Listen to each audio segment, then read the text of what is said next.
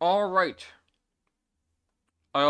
This time I actually changed the game to say Spyro.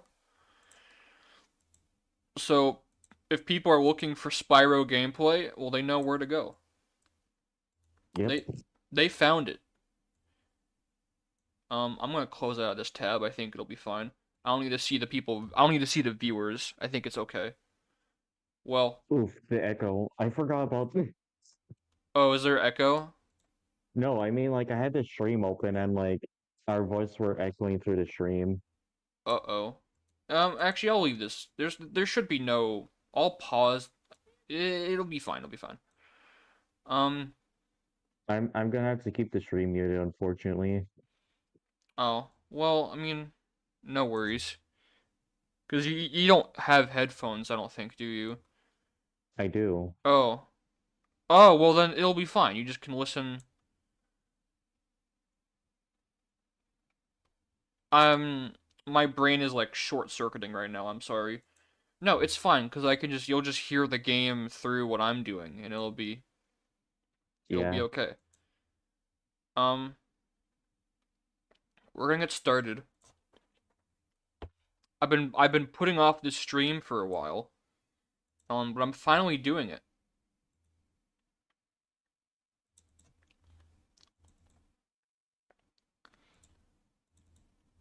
And I really, really hope that if I boot up Duck Station, we don't have any controller issues, please. No control issues.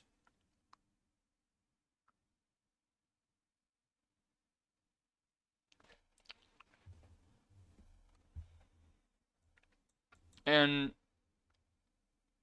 I gotta update. All right, fine. I'll update the fucking thing.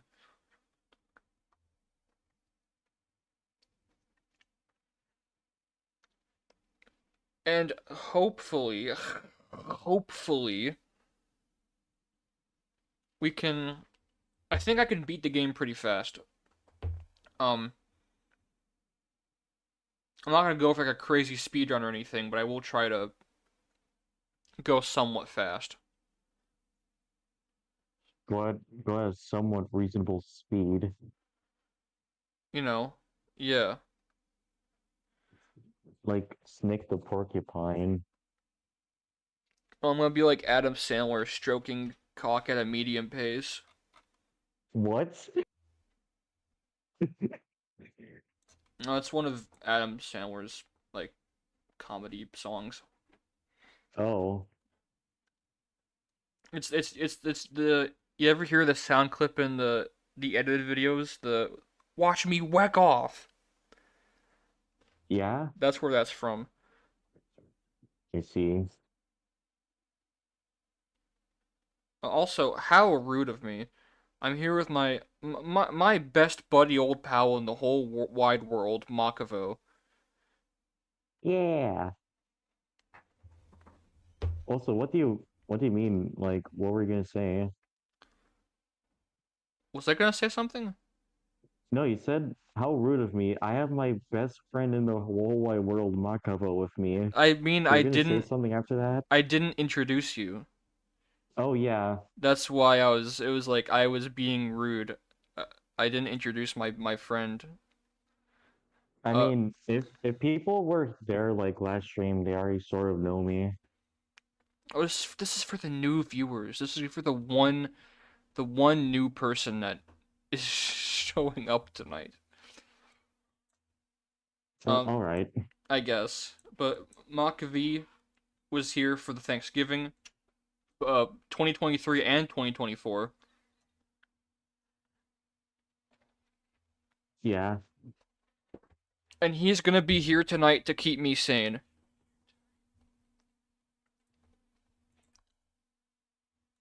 But no, I think this should be fun. I think it'll be fun. I need to Oh my god, I still had the fuck. Um, let's just let's just delete this and delete this and let's just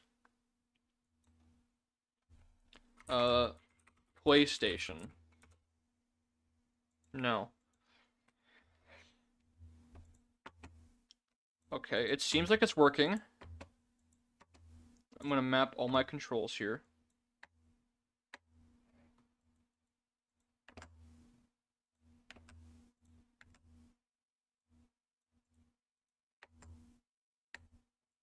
One, I feel like one of these days someone's gonna call me McAfee antivirus.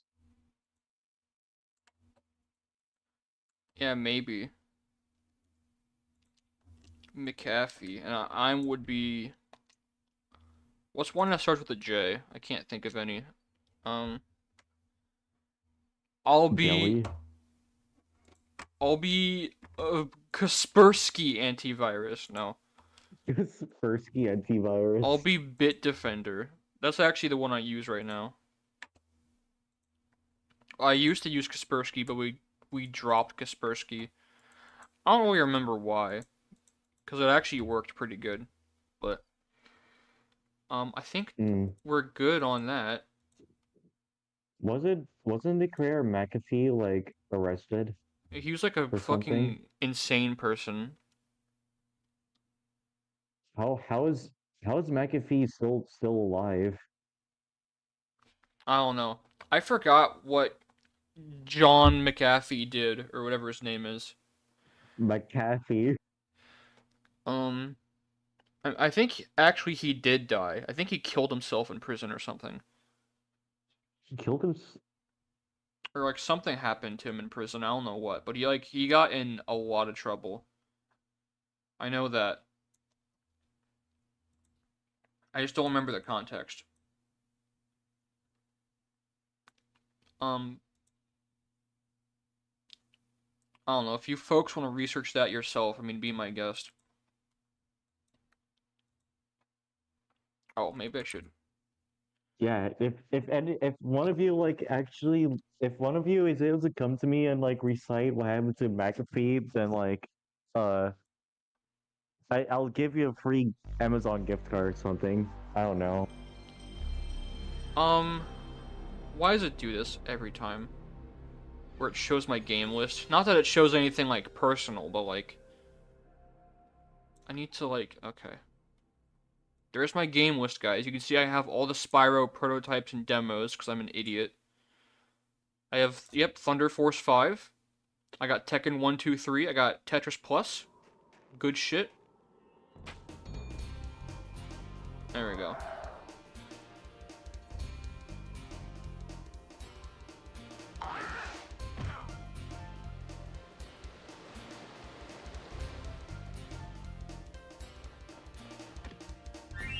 You can tell I'm really just not used to streaming still because there's always trouble.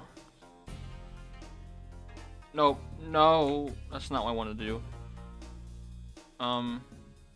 Well, let's just make sure controls work. Controls work, good. Um, I think that'll probably be fine. Um, do I even attempt to stream it on Discord? I feel like I probably should, but like, It should work fine on here, no? well, it's my computer, that's the thing. So I'll try it though. We'll just try it at like a low frame rate, or like at 15 frames a second, and just try that.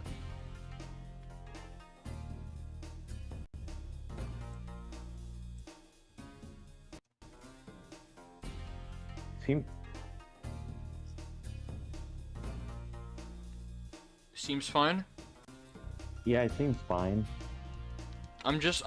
I am always paranoid when I do Discord streams, but I am trying my best to be optimistic. Like the Radiohead song. Um,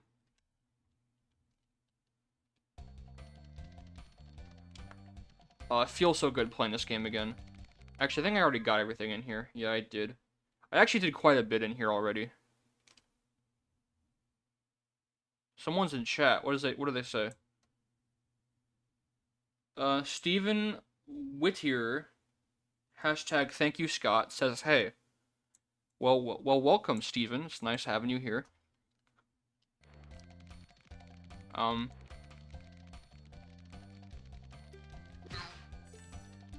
I'm gonna be on edge the entire stream, and by on edge I don't mean edging. I mean I'm gonna be on edge. I'm gonna be Hanging on the edge of tomorrow, like Sonic the Hedgehog. I'm gonna be close to the edge just by a river this whole stream, because I'm like fucking terrified that my computer could crash at any second. But I'm gonna try to be positive. You know, the good news is we're really about halfway done with the game, because we have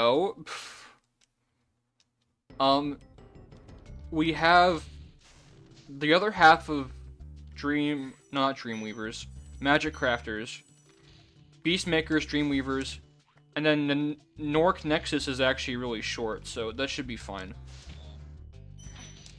Nork Nexus. It's shorter. It's shorter than the other worlds. They're not like that big of levels.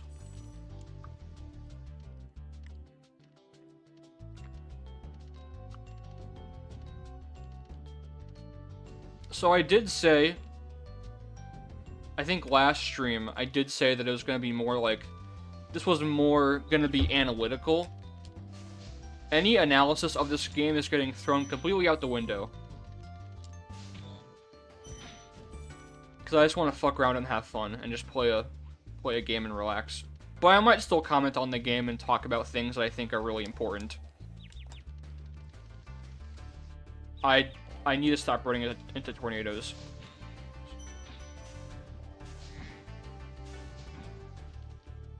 But I am playing this because there's still time before Year of the Dragon's over, so we're playing this. Oh yeah, I am so disappointed that I didn't draw anything for Year of the Dragon. You still got time, man. You still got time if you want to do something, you know. Not saying you have to, but if you still want to, you got like I think a couple weeks or so. I mean, yeah.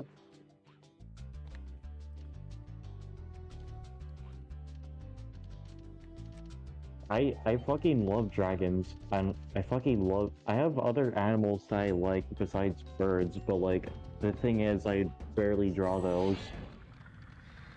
Dragons? I've always loved dragons. Please do something about these green druids. They insist on moving everything in sight. That's very insightful. No, dragons are awesome. I used to love them when I was a kid. Yeah. I don't. Oh no. Oh, I didn't fall. That's good. They're so big and big, and yeah. Well, I like Spyro because he's cute. I mean, Spyro is very small. But he also has like a bit of the attitude, and also he can still breathe fire. And I think that just Spyro has some of the best movement in any game, period. Like, just charging into shit is just so much fun. Like, being able to move around really fast and attack things at the same time is awesome. Your audio cut out for like a few seconds. I could still hear you, but like, I almost have a heart attack when your audio cuts out, because usually that's when I have my mic problems. Oh. You mean like it cut out through Discord? Or on Discord? Oh. Discord. Yeah. Discord, I mean, I don't know if it's my microphone or Discord. It probably is Discord because they don't fix their shit.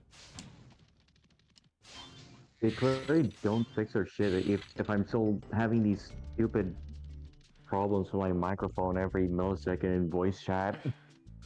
They'd rather add dumb shit like stickers and fucking coloring books or whatever to Discord. Add like Coloring books. Add baby shit. How about add a fucking pacifier decoration for every avatar on Discord? Why don't we get a dick crusher for Discord? A dick crusher? Yeah. Well, that's you just... you put your penis in there and then like they crush it. Well, I mean, that just turns me on. Oh, I didn't know you were like that, Jaden. No, I'm not. I'm not into the fucking credit card dick. I'm not. Credit card. This stream is off to a great start already. No, this is awesome. No, I'm talking about Spyro. Oh, I didn't mean to do that. No, this game, I'm playing the Spyro games because this shit is really important to me. These are the games that made me who I am today. Like, no joke. These are... The reason why I'm so stupid is because I played these as a kid. Yeah. It feels like everyone I befriend, like, besides, I mean, like, not counting me, I just befriend and everyone that I know or are friends with have like that hell yes. one game that permanently altered the chemistry of their brain. I mean, this game just made me love, like, shiny things and gems and dragons and shit. And, like, this game kind of, like, gave me my love. This and Zelda: Link to the Past both, like, gave me my love for, like, fantasy things. Trying to think of one. I think like just my love for like just. I think my love for just like, I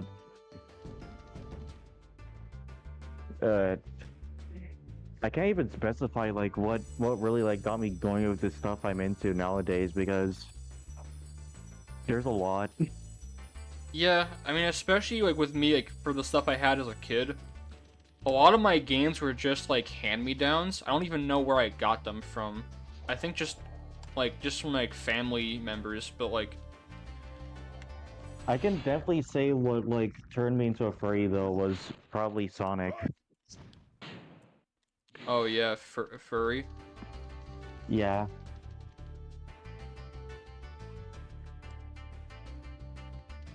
Truthfully, you know, I say that I'm not a furry, but truthfully, I'm probably just in fucking denial because I played Spyro as a kid, so I definitely would be one, but, like...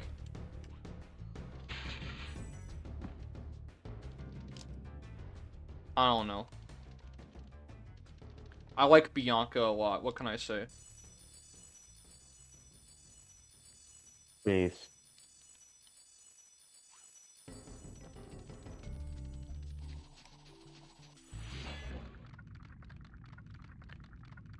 I hate those bugs. When I become big and strong, like you, I'll squash 'em I all. hate those bugs. Remember that supercharge The makes you yuck. invincible. Could he even say that they're yucky? They are pretty, I mean, look at them. This guy is camping, bro. This guy is camping. I think like They're honestly, pretty yucky. I feel like Sonic was a.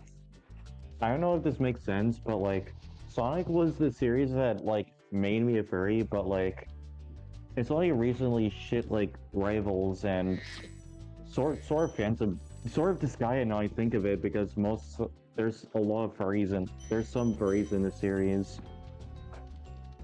And like a ton of other like indie games as well kind of like maybe actually interact with the furry community a bit more.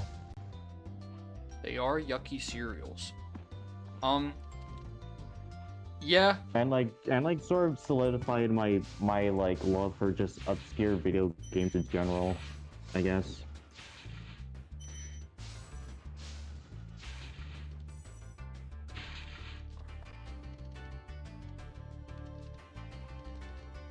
My whole thing with furries is that, like, truthfully, I kind of am one because I like animals. I'm not like an animal lover, but like I like them. They're cute. I mean, just because like you like animals doesn't really mean you're a furry. I just feel like I don't really identify too much with it. Not that I don't like it or anything. I definitely like love, you know, all my friends and the community is really cool and there's a lot of creative people in it. I don't really draw many animals though. which is kind of I should. I don't draw enough like Anthro characters. Didn't you say you're gonna make didn't you say that one time you're gonna make Tales of Aether fan art? I really want to see that, to be honest. Yeah, I still gotta do that. I just haven't got around to it. This has been my worst year for drawing in a long time. I just haven't got to do really hardly any drawing. Yeah, I can sort of relate to you. I can't, it's difficult for me to like draw anything else that isn't the stupid purple bird from that one Smash Bros game, or like try to draw a Disgaea character, which no offense to like the designs or anything. I fucking love the designs, but like they're just really hard to draw for me. That's kind of like with me and like just Anthros in general, because like for me they are hard to draw because I draw mostly human characters. Yeah. I don't even remember the last time I drew a human. That's just kind of like, well, you know, I say humans. I really only ever draw 2 characters, and that's my OCs. But I need to like, that could be a good, you know, that could be a good like New Year's goal or resolution, just to do more drawing in general, like 2D art. I've been doing a lot of 3D stuff, but more 2D is always good. I think we're actually already almost done with the level. Yeah.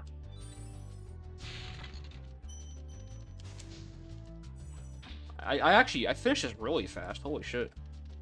I wasn't even like thinking about it. I just like got done really fast.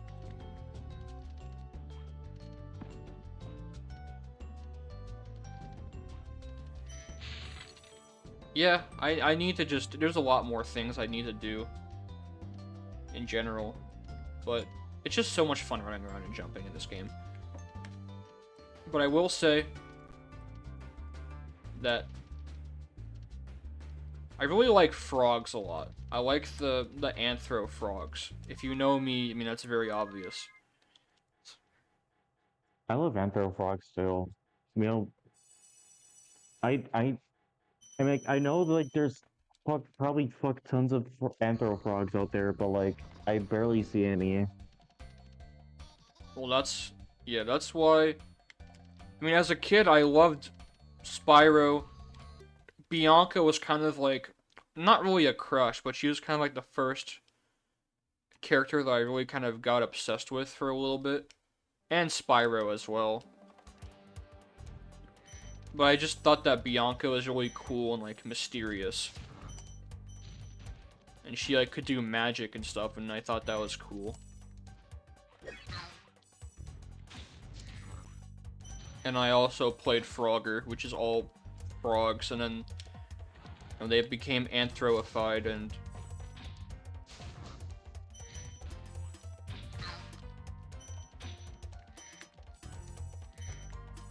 yeah, I mean,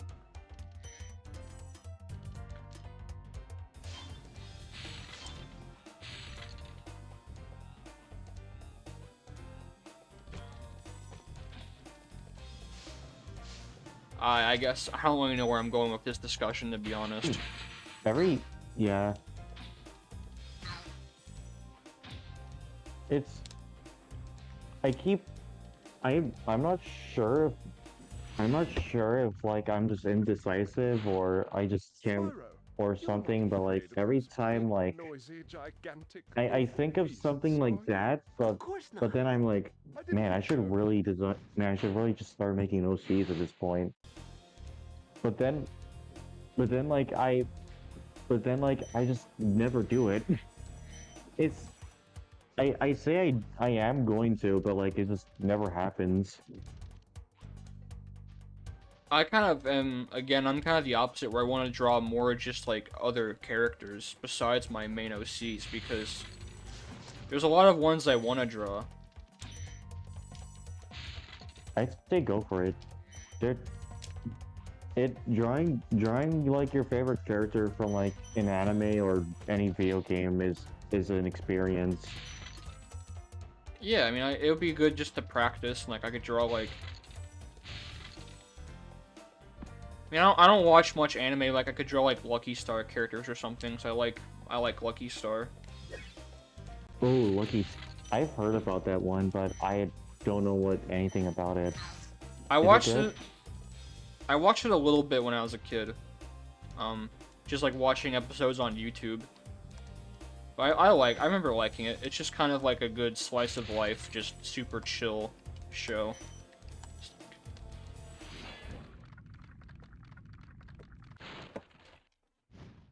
Sorry for anybody in chat who wants to hear the dragons. I'm skipping all the dragon dialogue. I'm sorry. You'll have to find that elsewhere.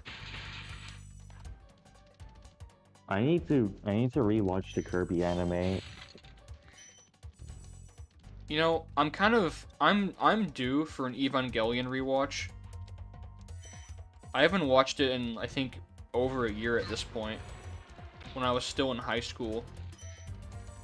And I think, honestly, that show helped me come to terms better with my, like, feelings of depression and loneliness, and just kind of, like, it kind of helped me, like, it's kind of, like, it's kind of, the meme is that it's a depression show, but, like, it kind of, like, helped me, like, realize it more and come to terms with it and accept it a little bit more, and I appreciate it for that. Yeah, I've heard it's like a really depressing show. I mean, in the later episodes, in the beginning, it's just like, you know, it's just like a cool mecha anime. I mean, it's just like Starts off chill, but then like shit hits the wall. yeah, and then they bust out the markers, and you know, episode 26 like all drawn in markers.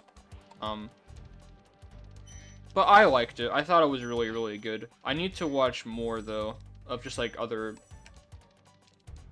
you know, other anime. Anime. Yeah. I have a list of ones I want to watch.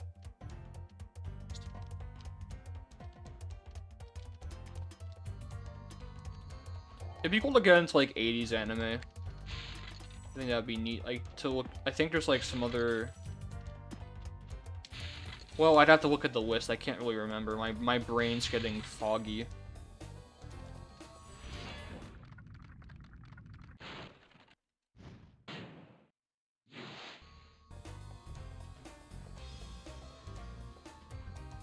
Oh.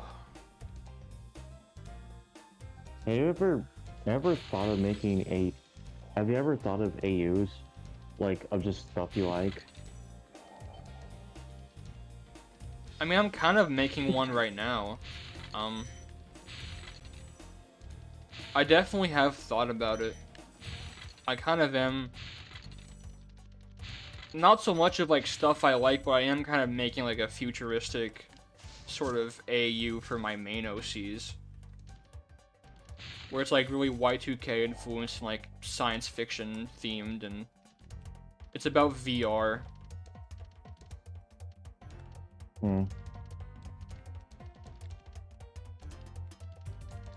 I was thinking of doing one with Rivals. No, AUs are Like, really cool. It's this like, okay, like I love Rivals lore, but like at the same time, I think it's like really rough in some areas.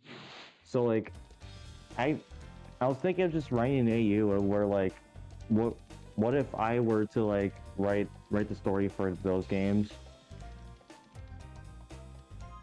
Yeah. If I like ever like publish it like anywhere, I'm gonna say this outright. It's probably not gonna be for everyone since I just have like very different interpretations of the characters that like 99% of the people in the Rivals fan base do, but yeah. Well, I'll say with what I'm making, it's definitely not gonna appeal to most people, because I'm purposefully making it just my thing. I mean, it's already based on my characters, but it's also very much like, this is not gonna appeal to probably anybody besides me, but I don't care, because it's mine.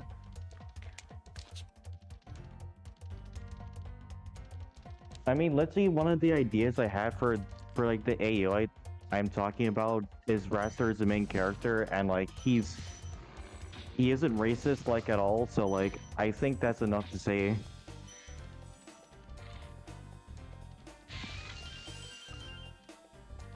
Oh, good lord. Playtime is ogre, says Octocat in chat. They must have saw that fuck-ass video I made.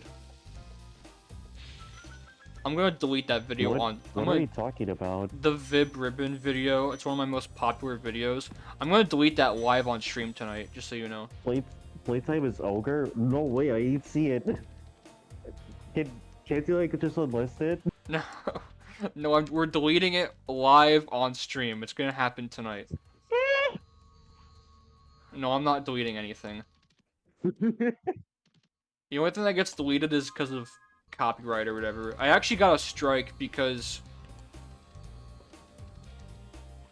we made... In one of my old videos, like, one of my friends made some joke about Jews, and I got my channel a strike.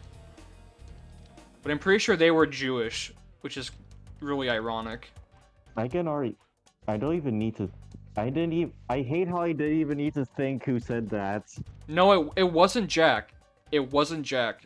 It wasn't This is before I even met you guys. This is an old stream. What the... So it's one of my older friends. I haven't talked to them in a long time, but...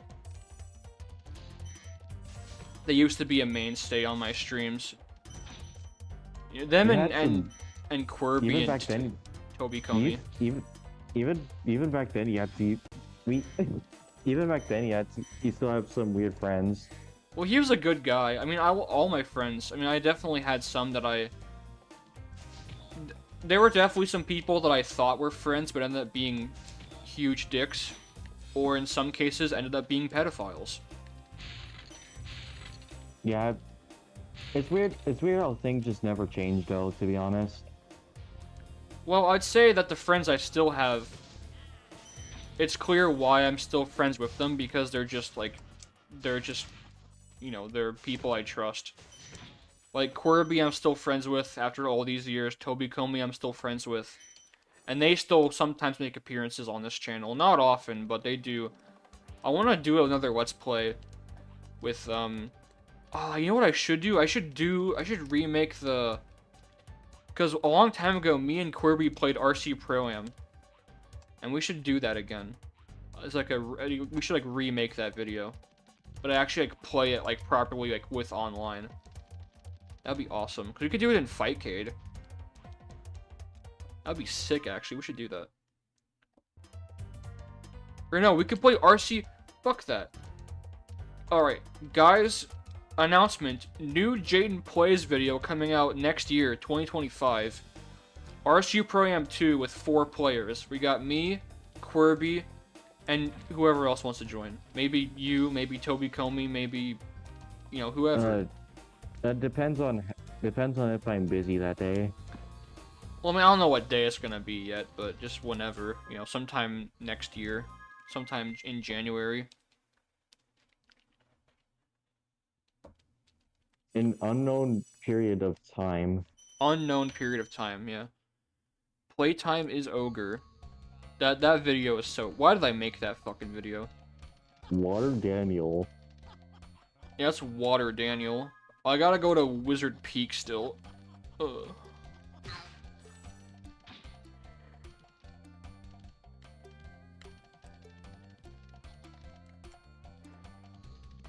Yeah, anyways, yeah, welcome Octocat. It's nice having you here.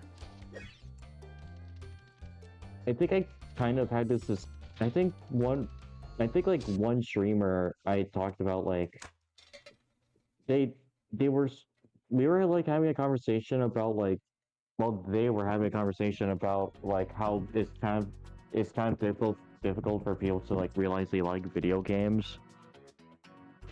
Oh yeah. I mean, I feel like that statement could also just apply to, like, just any other thing, to be honest. Well, I'd say in my case, it's especially true for video games because I have been through a massive like video game slump where it's like I just have not had fun playing games in a long time. Like I have to like relearn to like them because I just like if you know me now, I'm a music guy. Like I listen to like, you know, I'm over here like I spend my time listening to like fucking Genesis and King Crimson and ELP and shit. And yes. Yeah. And I then- and I then- draw. Yeah. And like even yeah, and like then there's like people like I can't even imagine myself.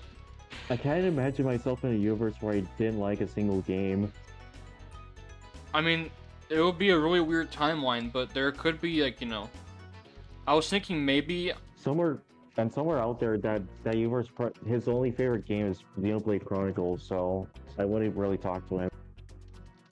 I mean, there is a possibility that like eventually I'll just stop playing games and just not care anymore. Like Oh, yeah. I've considered selling all my games. Oh, sorry, I didn't mean to interrupt you. No, it's fine. Go ahead.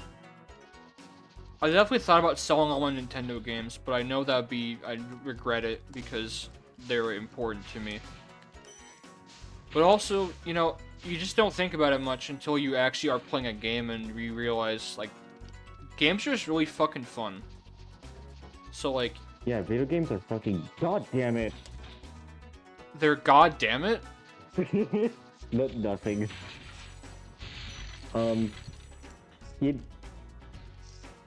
What were you saying? I think my point was kind of over at that point. Just kind of like, for a while for a while I honestly hated video games. I kind of still hate video games, but I also, I kind of hate video games as just what it represents nowadays, as like just like a fucking nerd, shitty shit, like feces, puke, death, nerd icon thing. And the Game Awards and the fucking, all that shit, all the commercialization is just so, I just don't like any of it. I mean, this year's Game Awards wasn't really that bad in my opinion, but I do get what you mean. But like, then again, like, it's still the Game Awards, that isn't saying much. No, don't get me wrong, there were some highlights for sure. Like, a new Ninja Gaiden, like, hell yeah. I'm all about that. But like, honestly, I personally don't really care for like any of the other games that were announced, but like honestly, I'm happy people got to like get a new Okami game because I don't remember a single mention of that game anywhere online.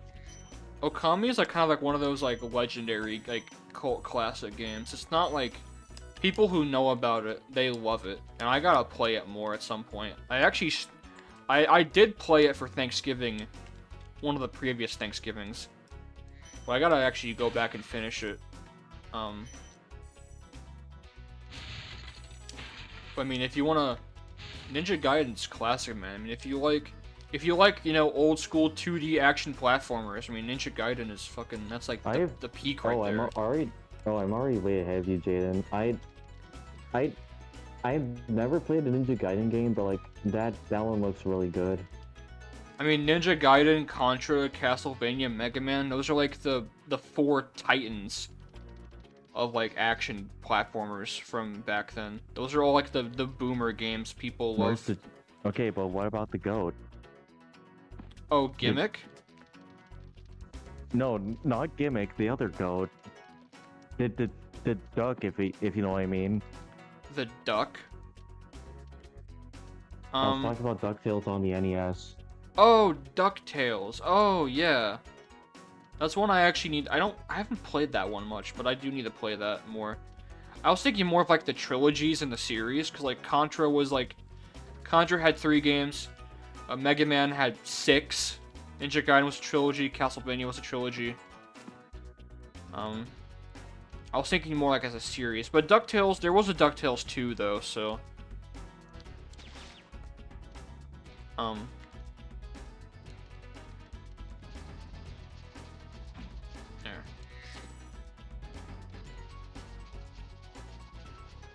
You know, as a kid, I didn't quite understand the whole mechanic of, like, building up speed by going on multiple supercharge ramps. So I really struggled making these jumps when I was a kid.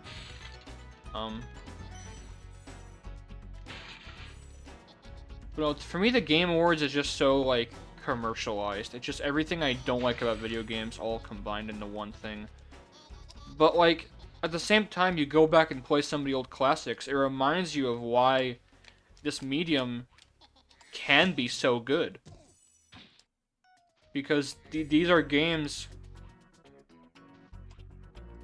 I mean, these games, you know, obviously they're made for money, no doubt about that. I mean, everything's made for money. Nothing.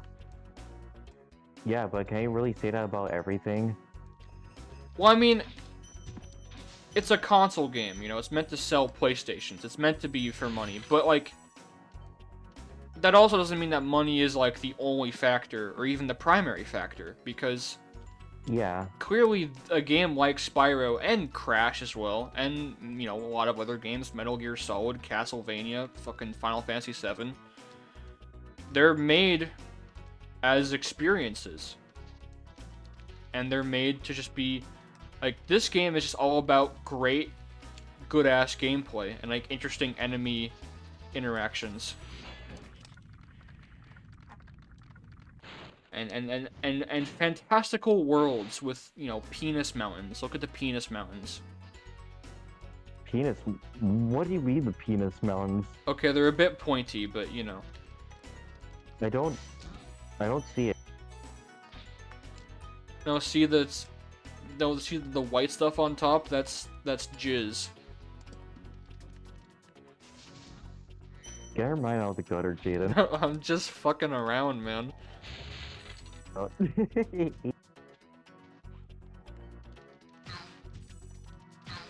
Jade, you boathead.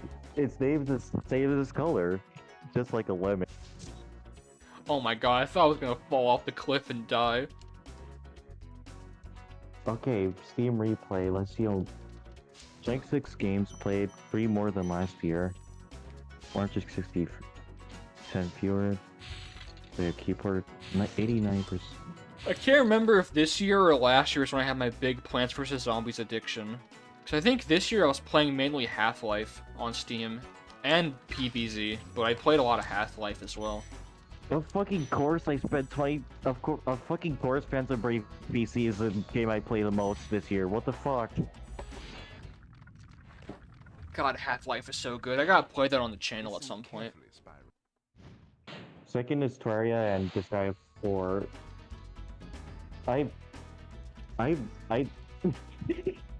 This... How... It's only now I realize I really need to play other games now. I mean, same here. I think we could all... I think anybody could stand to have some more variety in the games they play. I mean, variety is... Like, variety is just good to have. Like, I gotta play more RPGs. Okay, Jaden, but until you consider... autism. Well, yeah, I mean, but... I mean, you can still play... I mean, you can still play other things. I don't think... I don't think there's not like a big... I don't think when you... Oh, it's playing the credits music now. That's interesting. This is actually... Yeah, this is the end credits music. I don't think when you buy a game, there's a big sticker on it that says, hey, this game is not autism friendly. Don't play it. I mean, maybe I'm wrong.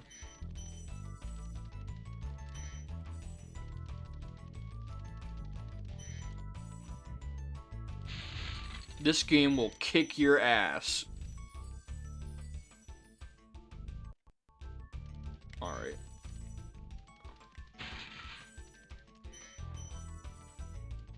I love this song so much. I've mentioned this before, but the whole Spyro soundtrack is great. I think Spyro 1 has the best music, especially, because Spyro 1... It definitely has more of a progressive rock sound compared to the other two games. There's a lot of, like, weird time signature changes and things, and... It's a lot more percussive, because, I mean, you know, Stuart Copeland was a drummer, so there's a lot of percussion in it, but it's very memorable, and it fits the mood of the game very well.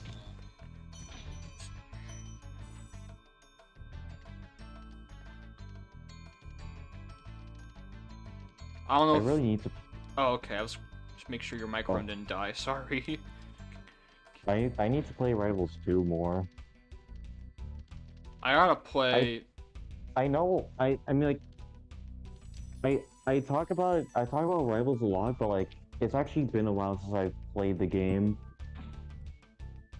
I gotta play more Half-Life... Well, I gotta play Half-Life Opposing Force and Blue Shift at some point. Because I have those in my library. There Oh we my go. god. Is that all of it? I'm missing 4 gems? Where? Oh boy, here we go again. I'm sorry, but this game lineup is just very funny to me. Let me take a look. Oh, it's all rivals and then VR chat. I guess yeah, I did play VR chat a lot too. Against my will. No, not really. Yeah. In fact, I had Jaden tied up to a chair and tied his arms to a controller. I use a keyboard. Oh, use keyboard for VR chat, right? I think I tried using my joystick on it once, but it didn't work. It would be so, it would be so funny, just the idea of playing VR chat with an arcade stick. I mean, I guess like VR chat is kind of close to like just online MMOs, so I can't really imagine anyone playing with a controller that actively. Oh, look at this. Oh, shit. No, I've said this before, but VR chat is basically just Roblox, but they made Roblox again. Yeah. And it's not 10% like really physics based. Yes, I spent 10% of October playing Dungeons of Aether. That's where it fucking began again. I mean, just as a good... The pangolin? Oh, these sneaky bastards. That's where they were. I got them now. Okay. That's 10% of my time was playing Dungeons of Aether, and that's where I found the pangolin. Yeah. Okay, I think we're good. Yeah, you know the one? Yeah, I think so. The one where he says the pangolin where he introduces himself and he says and declares he loves men. Yeah, I know all about it. His name is Hamir and he loves men. Fucking extra Isn't that read all about it. Isn't that like insane? It's insanely stupid. Dungeons of Aether, or like dumb shits of Aether. Fucking rock on, brother. Rock on, freaky bro.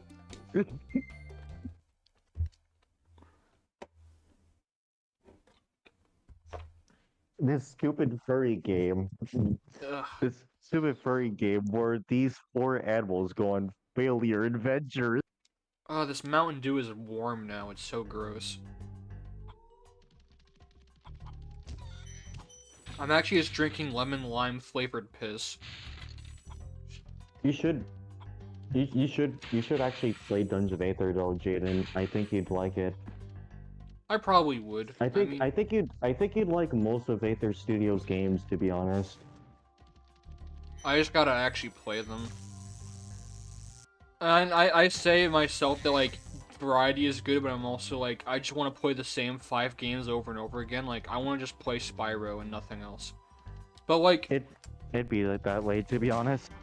But like I definitely need to play more. Just like I definitely gotta play more RPGs and try to get into fighting games because I think I like Mortal Kombat a lot. I've always liked Mortal Kombat, but I gotta get into like probably not Smash Brothers. Smash Brothers just pisses me off. But, like there's other ones that I could play. Okay, like okay, like it's not that I don't like yeah, I get that thing with Smash Bros, but like it's not that I hate the game itself. I just don't like the community. I'm one of those fucks that plays it single player, so, you know. To some people that's like disgusting, but that's what I like to do. No, there's nothing wrong with playing Smash single player. No, it's just some people find it objectionable, which, I mean, I know they do. It's not that it's bad, but it's also like a fucking... It's a social thing where it's like, you can't like this or that. Those are also the same people who fucking go online and like play some stupid character like Steve, and also they probably groomed the minor, so Yeah, most definitely. That was a jump scare right there. That was scary. You know, I'm probably making the stream unwatchable by like just rambling on about just other stuff. honestly, it's a lot more entertaining than if you were not here. So I'm glad that you're here. I like having someone to bounce off of.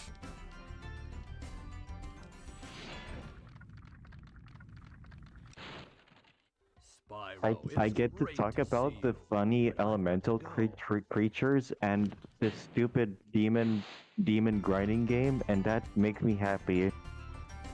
Well, you can do it as long as I get to talk about my Purple Dragon game. Which, I mean, I'm playing it, so why wouldn't I talk about it? We can talk about our own autistic interests. But we Yeah. have to share it somehow. I say that I've never actually been diagnosed for autism, I don't think. Not that it really matters.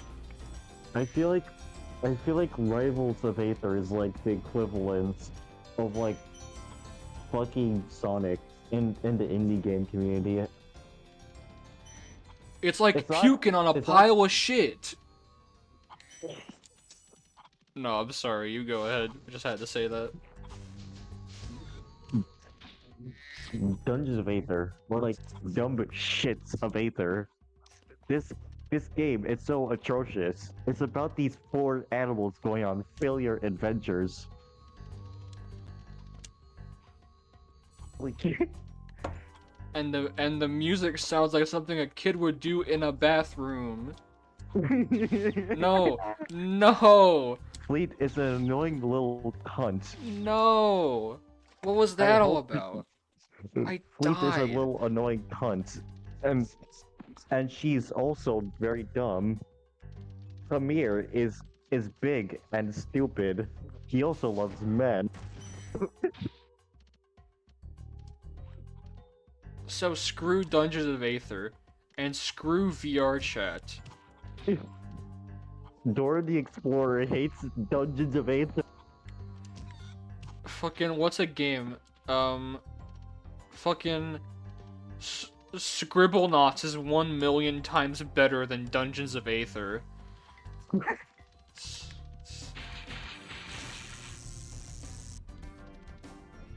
Yeah, I fucking hope Dan for Nacy. I fucking hope Dan the Furnace is watching the stream. Dan for Nacy, you have a small dick. Your dick is the size of this peanut, but way smaller. Of a peanut? That's what the fuck?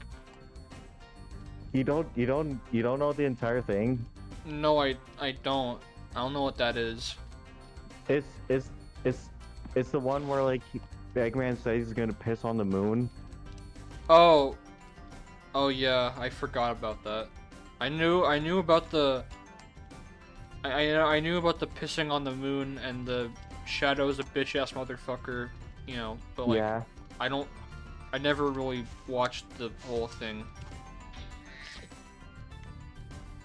Or I just don't remember it too well.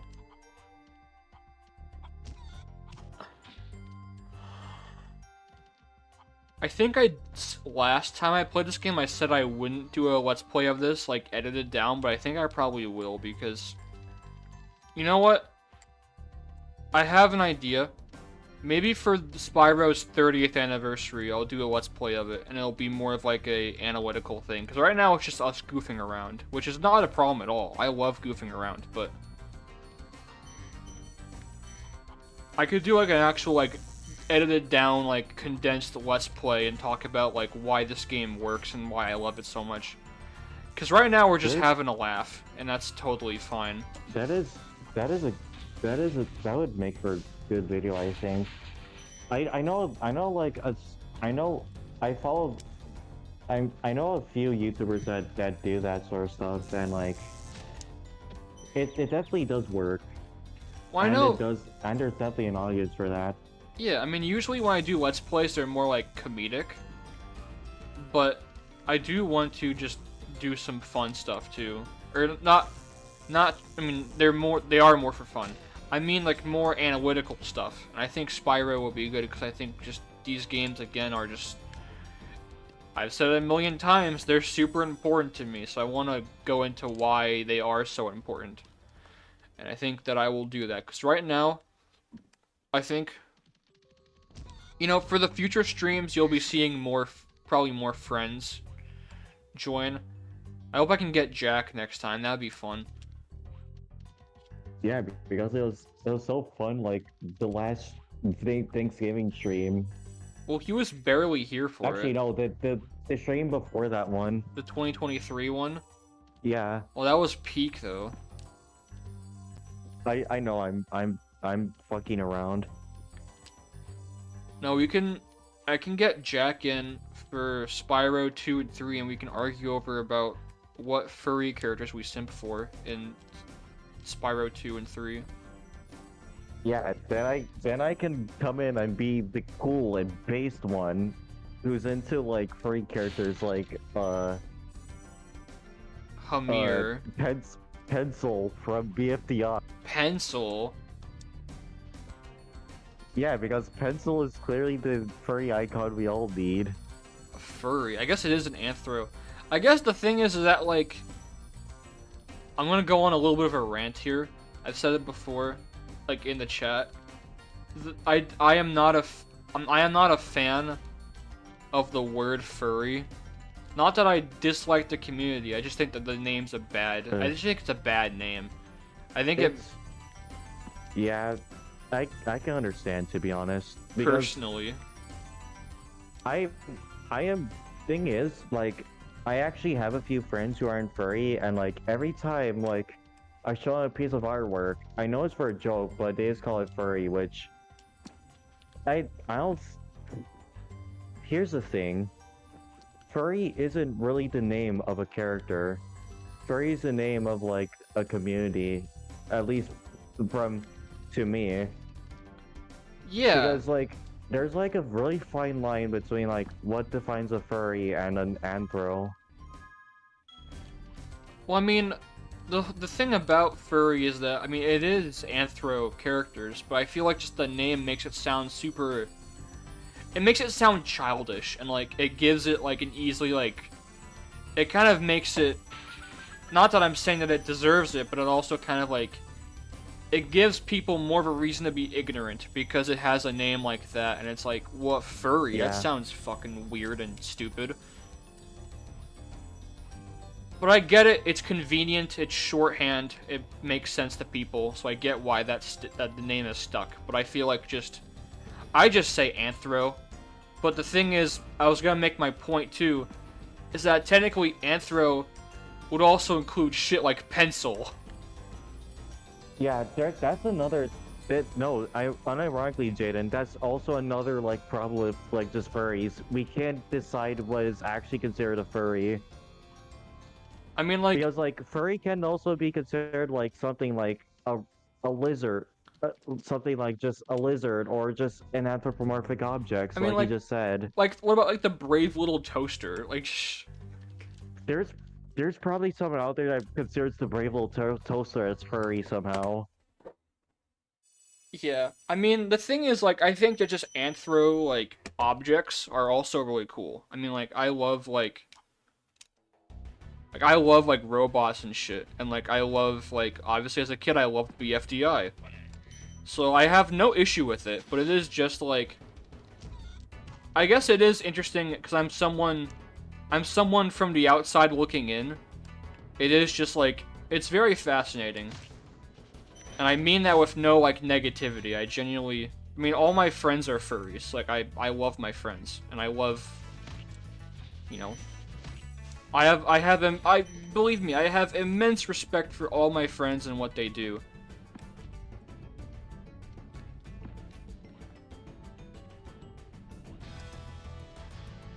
Well, I mean, also, like, just... Also, pencil. Yeah. Also, match. Also, needy.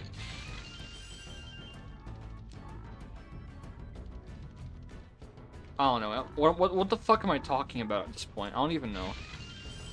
Yeah. I was about to ask, why are we listing off BFCI characters now? Rocky. Nickel. Eraser. I forgot Nickel was a character. I was thinking of Coiny, but no, you're right. Nickel, it is a character. He's more of a recent character than a classic character, to be fair. Yellow face.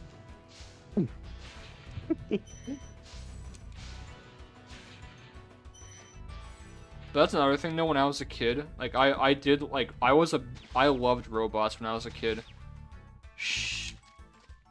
Like I was getting into like Mega Man. I was watching like Mega Man like cartoon parodies on YouTube, like Mega Man, like just a lot of just Mega Man parodies and Sonic parodies.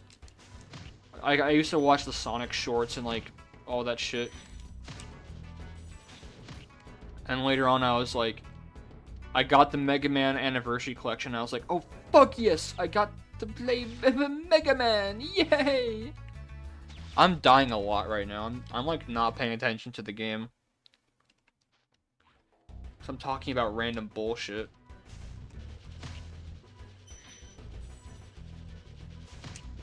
But Mega Man was one of those things where, like, as a kid I got into it, but when I actually played the games, they kicked my ass because they were so hard. And I didn't play them that much.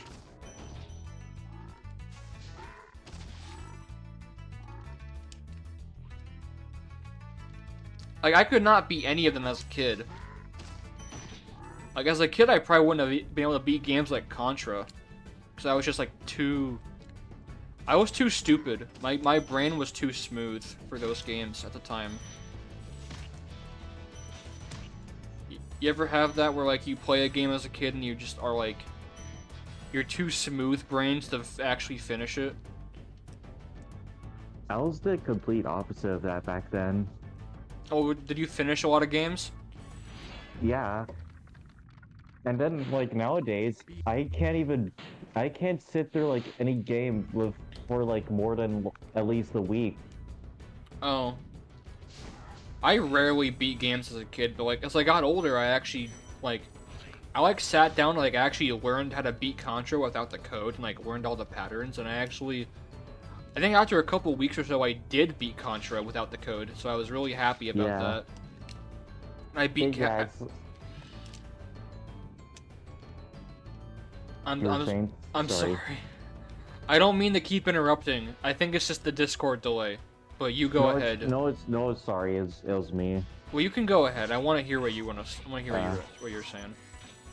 I was like the complete opposite. Like, as a kid, like I could like beat a game like within a week. Nowadays, I can't see. Sometimes I will sleep on a game for like a month and then like actually complete it after that. I had an experience where I think it was earlier this year. I sat down and finally finished Metroid, the original, because as a kid, I got that game for Christmas. And I didn't know what the hell to do in that game. I was so confused. I hated that game as a kid, but I actually got it. I picked it up again when I got older, and I learned the game, and I actually really liked it, and I beat it. Cause I made my own maps and shit, and like actually tried to memorize layouts and figure out the game and find good grinding spots and get all the upgrades and the missiles and stuff, and like I actually was really getting into it. So that was like a big win for me, like a game that as a kid I did not like at all, but I finally conquered when I got older and learned to really appreciate. So that was like a good gaming moment for this year. I was really happy about that.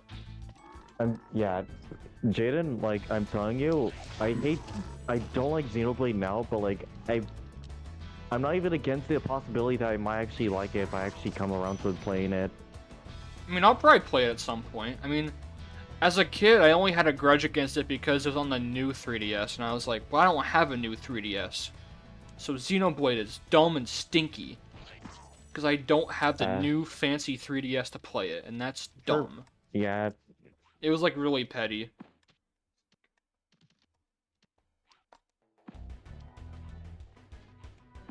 I don't know if like someone literally like sort of harassed me like several times to playing it despite my console credits of just saying it looks fine, but like I'm just not interested is a valid reason for not liking a game, but yeah. I mean, it's understandable why you'd be turned off from it. It's just I like RPGs, but like it's just like Xenoblade just doesn't really seem like a game for me. It looks, don't get me wrong, I like the character designs and everything, and like I honestly don't think there's anything wrong with the game itself. It just doesn't appeal to me. Well, in my case, I would have to actually play more RPGs and just kind of get more of a feel for the genre, I think. Because I have like another list of like, I want to do like, you know, Chrono Trigger and Final Fantasy VII and Final Fantasy IX and the other Dragon Quest games on the NES. I gotta get through all of those, and like, I gotta finish Crystalis at some point. And, you know, Link to the Past, because, you know, Zelda games are RPGs. They basically are RPGs. Technically the earliest example of action RPGs as well. Yeah, I mean, Zelda, they're not like, you know, like turn-based, but they are, like, Zelda has all of the elements of an RPG. So, I mean, it definitely, in my mind, counts. That's what we call an action RPG. Well, it's also what Crystalis is. And if you ever played it, I would recommend, for both people in chat and for you, Makibo, I think you would dig Crystalis. I think you would really get into it if you gave it a try. I'm probably gonna look into it if I remember it. Yeah, it's very like, Zelda-like. Since we're on the topic of like that, Platinum is a game I think you'd like. You were telling me about that, yeah. Yeah. Thank you for It's the releasing one me. it's the one where you can like just draw your own characters. That sounds fun as fuck, honestly. I do want to play that. And it has the style of like old action RPGs like Zelda. That does sound like a lot of fun. I actually do want to play that. Like, do like basically like custom characters, basically. Yeah. It's kind of like, oh man, you know, it'd be fun like picking up like RPG Maker or something. That'd be fun to get into. Oh, I was thinking of doing something like that, to be honest. But like, because I have that weird, stupid ass minor hyperfixation with like difficult video games. I was thinking of doing something like that. Just make it a very difficult RPG Maker game. Yeah, make a Battletoads RPG. I'm gonna name it something like fucking Prinny's RPG shit quest. Honestly, I would love to pick up RPG Maker, just like make a simple game about like my. I mean, if anything, just like make a game for my AU. That would be really fun to do, just to make something simple for it. 'Cause like, honestly, one of my goals for like next year and like the years beyond is to get back into making games. I think it would be fun to get into. But like, it takes a lot of time, and I'm not a programmer, so like. You know, I used to use Game Maker when I was a kid, and Game Maker can do some really cool shit. I mean, you know, it was made Undertale was made in Game Maker, so you can do cool shit with it for sure. Undertale was made in Game Maker. Yeah, it was. Oh wait, RPG. No, I thought you said RPG Maker. Oh, no, RPG. I screwed up my brain to thinking you said RPG Maker, but it came out as Game Maker. Oh, no worries. And it happens to me all the time. I just say the wrong thing or get all mixed up. No, RPG Maker. I know RPG Maker because I think all the games like Ao Oni and Eve, I think were all made in Game Maker or RPG Maker. I think Corpse Party was too, if I'm not mistaken. All like the RPG horror games.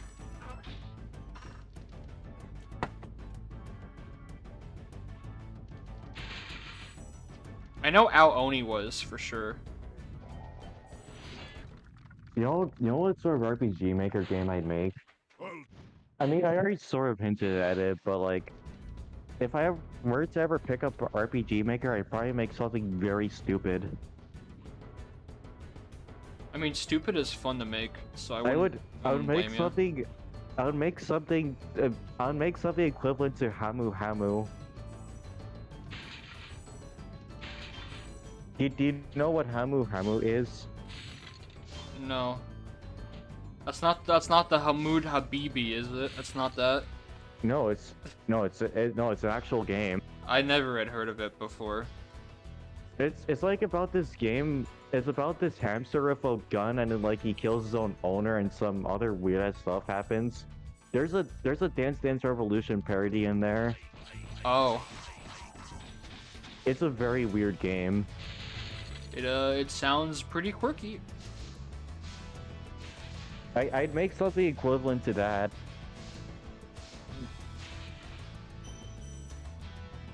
Ooh, okay, got it. I would try to like actually. I'll be right back. All right. Anyways, I'll be right back. I'm gonna get some more cereal. Okay.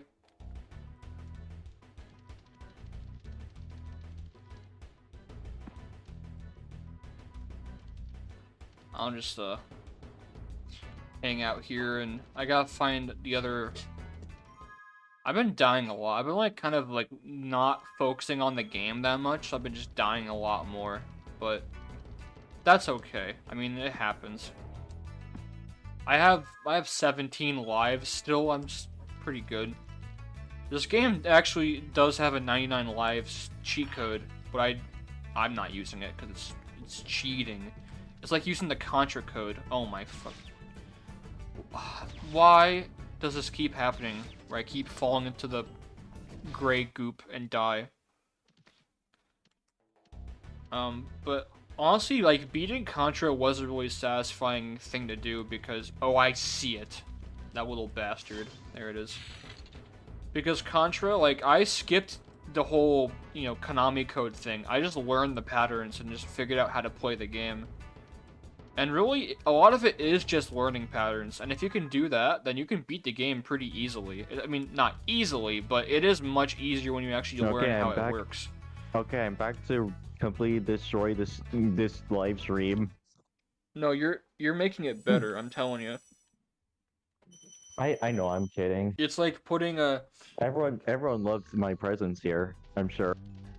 Well, see, my stream is the equivalent of like having like just a wall made of shit, but adding you to it is like putting a nice portrait and a nice like golden picture frame around it on the wall of shit. If that makes any sense, like I guess. I don't know. It's like having a crap sandwich. Turkey sandwich. Turkey sandwich. But as I was saying earlier, I would definitely want to pick up, if anything, just because like RPG Maker is, I think, probably easier to learn than like getting into Unity or Unreal or whatever, or even like Godot or Godot. And also just because it'd be good to like just make like the kind of game I want to make, which is just, I mean, I want to do a 3D platformer, but like I also like for my AU, I want to be like a more of an RPG kind of game and make it more simplified. The 3D platformer is something totally different. It's not related, but that's like I would have to use Unreal for Unity for that. But for the game I'm making for my AU, or that I would like to make, it would definitely be more like overhead RPG, kind of like retro style. I think that would be a good fit for it. Or maybe even like a Game Boy Advance kind of look, because the story takes place in the early 2000s canonically, so. That'd be very creative. Yeah. I had a similar idea for my game as well, because like it's kind of heavily influenced from Disguise, so like I was actually thinking of having the game look like a PSP game or a PS2 game. That'd be really neat. And like if I had the budget for it, or like if I actually had the time to learn it, I was thinking of actually having it be a PSP game as well. Oh, like a Like an homebrew? actual PSP game. Yeah. That'd be cool. I wouldn't even know how to get started making that, but that would be sick as hell. That's the thing. I would have to actually learn the shit out of how to make a homebrew. Actually, speaking of homebrew, there was recently I saw, because there's GB Studio, which is, it's Game Boy development software. There's a version for NES as well, which you can use to, make NES games. And I might have to actually give that a try now, because that sounds like it'd be a lot of fun to toy around with. It does. My game would be very much like, yeah, just like late 90s, early 2000s inspired. It's weird to think that my characters are technically born in the 70s in that universe. But, How old are they anyway? Mid-20s, roughly. Their ages, I think, change at times, but...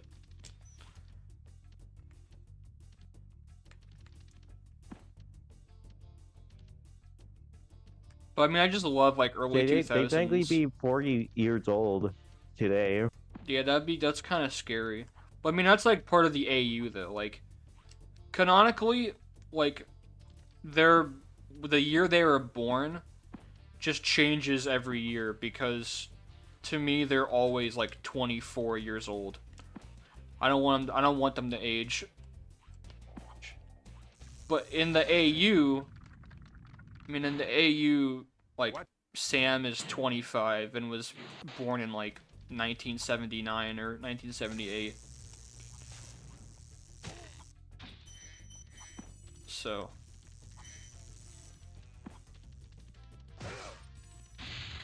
I was thinking of like just having characters in my game just mostly be like 18 to like 20 years old, with the occasional like older character like probably 40 or 30. I like having my characters be relatable to everyone. Oh yeah.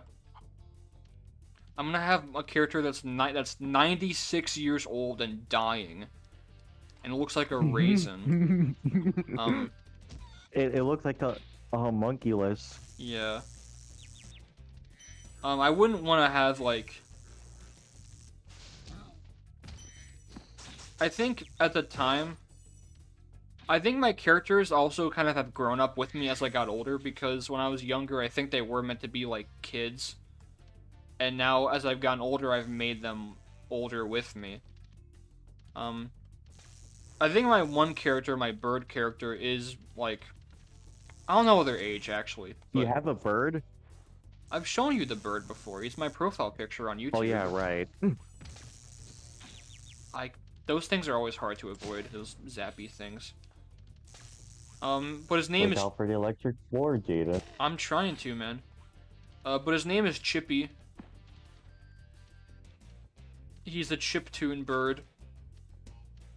And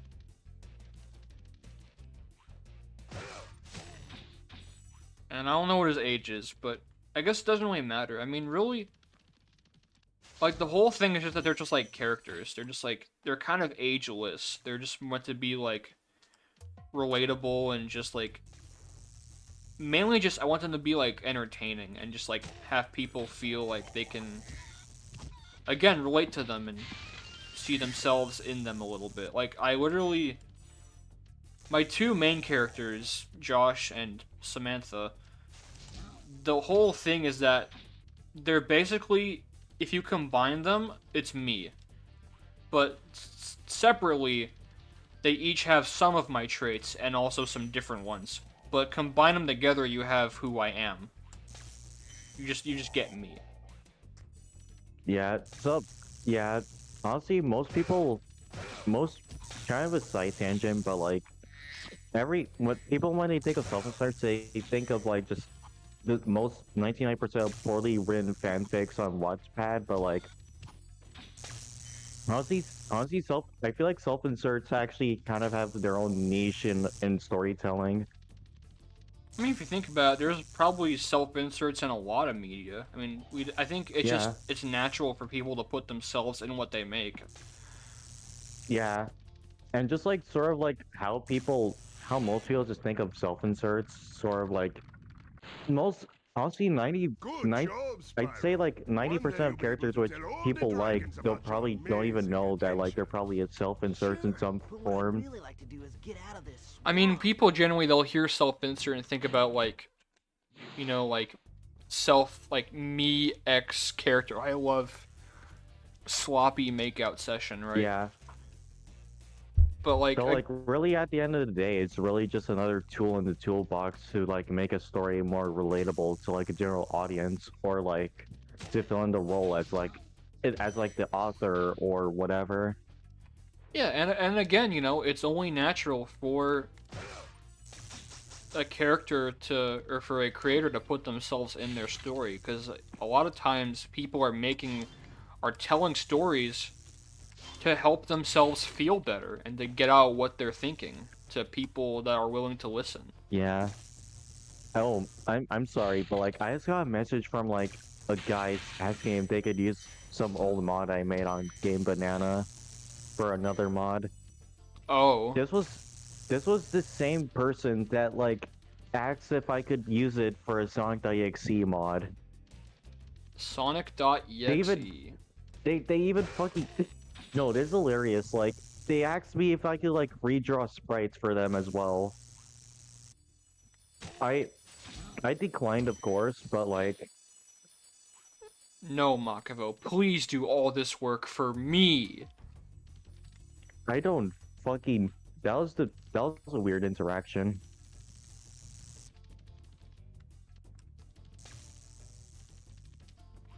That sounds kind of weird. I mean, I'm gonna allow them to use it because I don't really care about that mod anymore. It's like about 6 years old. I I have other things to worry about. That's a rusty old Sonic mod.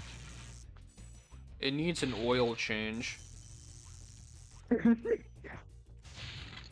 Remember to remember to oil your hedgehog every like 6 weeks. That's what I'm saying, brother. That sounds very wrong. Ugh. Let's do a new challenge. Let's see how long Jaden goes without puking. Yay! Let's see how long the Macalo can go without exploding into gory little bits. That's I a already good broken my world record. that's a good game right there. That's a good challenge. I kind of forget that the Beastmaker's levels, mainly the Dreamweavers, but also a little bit of Beastmakers. These levels, they get really big, and they are fun. And I do like the creativity of having to actually go back on top of these buildings. But like they're kind of drab, and they are a little bit dull, just because like all the colors. But they make the swamp aesthetic work, though. I'll give them that. The swamp aesthetic does work. It just also is like not my favorite part of the game entirely. And them being so big, definitely, it can be a little bit, it can get a bit hectic, just with such big levels. Is this all the gems? I think so, right? Please? Yes, it is. Good. Okay. Alright, treetops. Actually, let's do Wild Flight and get it out of the way, because Wild Flight's my least favorite flight level in, like, any Spyro game. Why is Spyro the Dragon was called Spyro the Freaky Dragon? Yeah, it's pretty spooky. That's some scary spaghetti right there. You thought I was talking about the spooky type of freaky? No, I'm telling you, like, freaky... It's getting freaky deaky in here. I'm sorry I keep saying that word. I was fucking I don't know what's with the word freaky, but I just love saying it. It's freaky deaky, man. That's what I'm saying. Freaky Bob. Freaky Bob.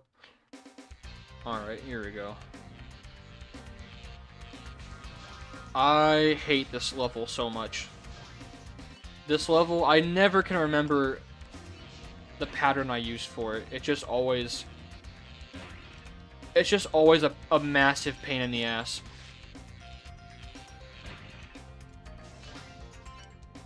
Oh my god.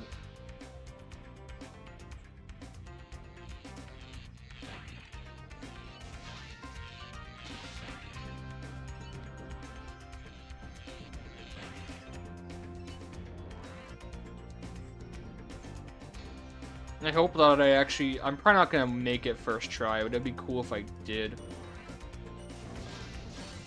Oh shit, that's like I got a huge amount of time right there. There we go.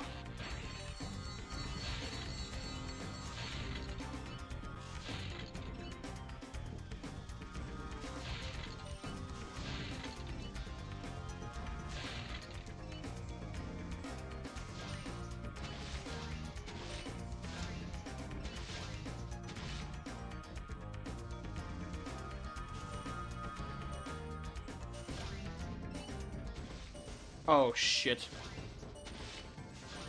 Oh, we're really in deep shit now. Oh, no we're not. No we're not.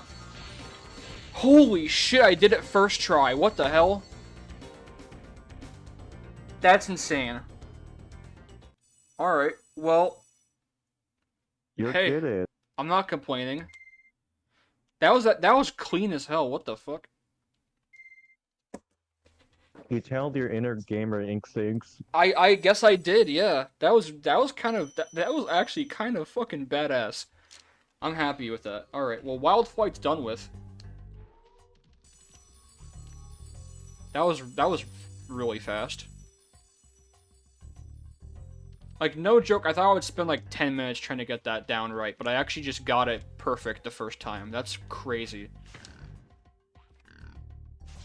Alright, sick.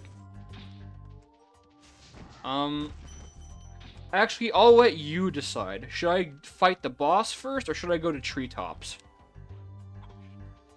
I want, the boss. Alright, we can do the boss, and then we'll do treetops last, because treetops is kind of a pain in the ass. So this is Metalhead. This is a guy that likes to listen to Black Sabbath and fucking headbang all the time and fucking... Hey, Jaden, you know what would be a great stream idea? What? I want to be the co-op. I want to be the co-op? I mean, maybe. This is a joke also. I'm fucking... Okay, like, from what I've seen of the game, it's not really that difficult, but like... at the same time, it's a fucking I want to be the guy game. No, what we should do is we should do a Battletoads 2-player stream. That would go horribly wrong so fast. That'd be like saying, hey, instead of like hitting yourself on the leg with a hammer, we should like hang ourselves over a sea of nails. A sea of nails? Yeah. That's fucking insane. A sea of nails. That's some poetry right there.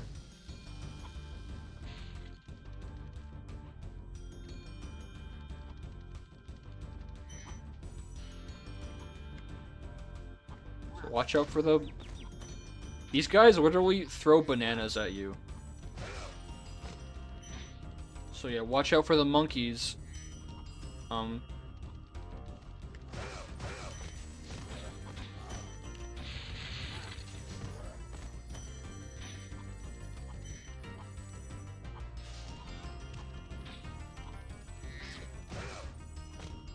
mean, I think they're supposed to be monkeys. Why else would I throw bananas? Alright, here we go. Metalhead. Sadiki. This big robot is all charged up to meet you. Attacking the power pole should disrupt its power supply. So this is actually my favorite boss in Spyro 1. I think this is actually a really clever boss fight, because it makes good use of, you know, Spyro's main mechanic, which is to charge things and go through things really fast, and it's actually... It's not just hitting a guy a bunch of times, it's actually pretty, like, creative. Like, you actually have to destroy the little power station things and to disrupt its power. So it's a bit more involved than, like, Toasty or Blowhard.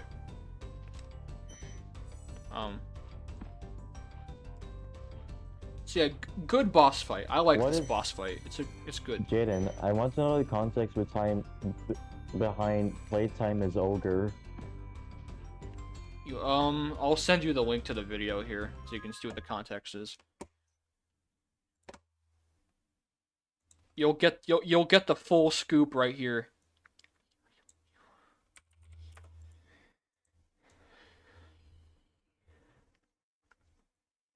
Also, that person had a Vib Ribbon avatar, so that's based. I should play that on stream. Oh wait, that is Vib Ribbon. I thought that was a skeleton. A skeleton? I mean, I could kind of see it. That would be cool to play Vib Ribbon for a stream. I would love to play Vib Ribbon on stream with like a custom CD, but like copyright issues would be a big thing getting in the way. Like, I want to play with, like, my Sgt. Pepper CD or, like, my Pink Floyd CD that I made. My custom Pink Floyd CD. That has, like, all early material. Which, by the way, just want to say, going on a little music rant.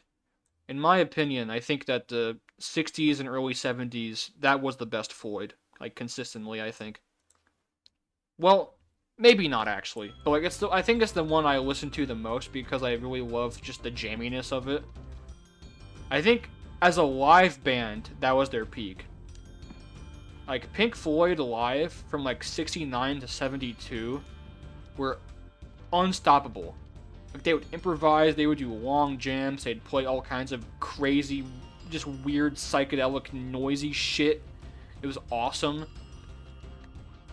What was your opinion on the Pink Floyd film? Oh, the Wall movie? Yeah. I thought it was interesting. That was actually kind of my exposure to the band. That was the first thing I really interacted with from them. It's the very... only way I really knew about that film was through someone who was obsessed with that film. Oh, yeah? Yeah. I had someone who was obsessed with Pink Floyd once. Well, now you know someone else that is. I mean, I literally am... If you want to know, literally right now, I am wearing a Dark Side of the Moon t-shirt, so... There you go. Is it the one in the triangle and like there's a rainbow hitting like one of the sides? It's the rainbow prism, yeah. Yeah.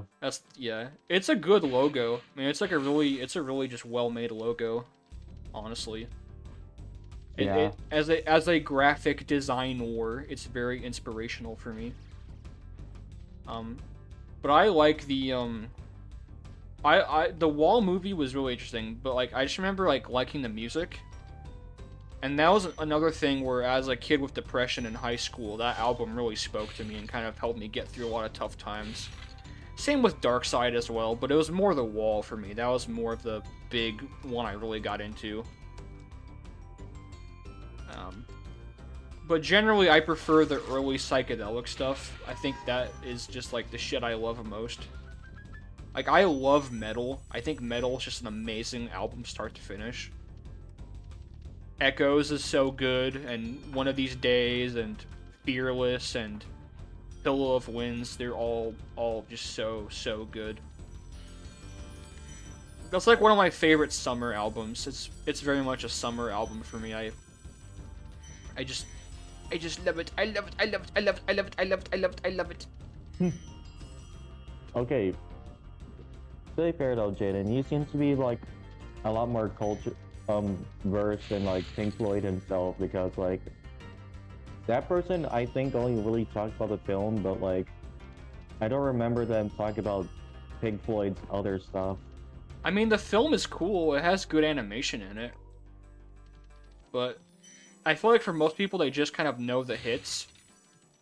Like, they'll know, like, Another Brick in the Wall Part 2 or Money. Or, like, the really big albums. But they had a lot more to them. Like, again, like Echoes. That song is one of my favorite pieces of music ever. And it's all about empathy and looking out for your fellow man and connecting with people. It's, like, a really good message. And the song is just... it's just incredible. I mean, again, there's nothing wrong with liking the hits. I'll say that. But at the same time, it is good to also, you know, variety is good. It's good to look into a band's catalog and look at where they started and how they developed, and Yeah. you know, generally I think that's just good.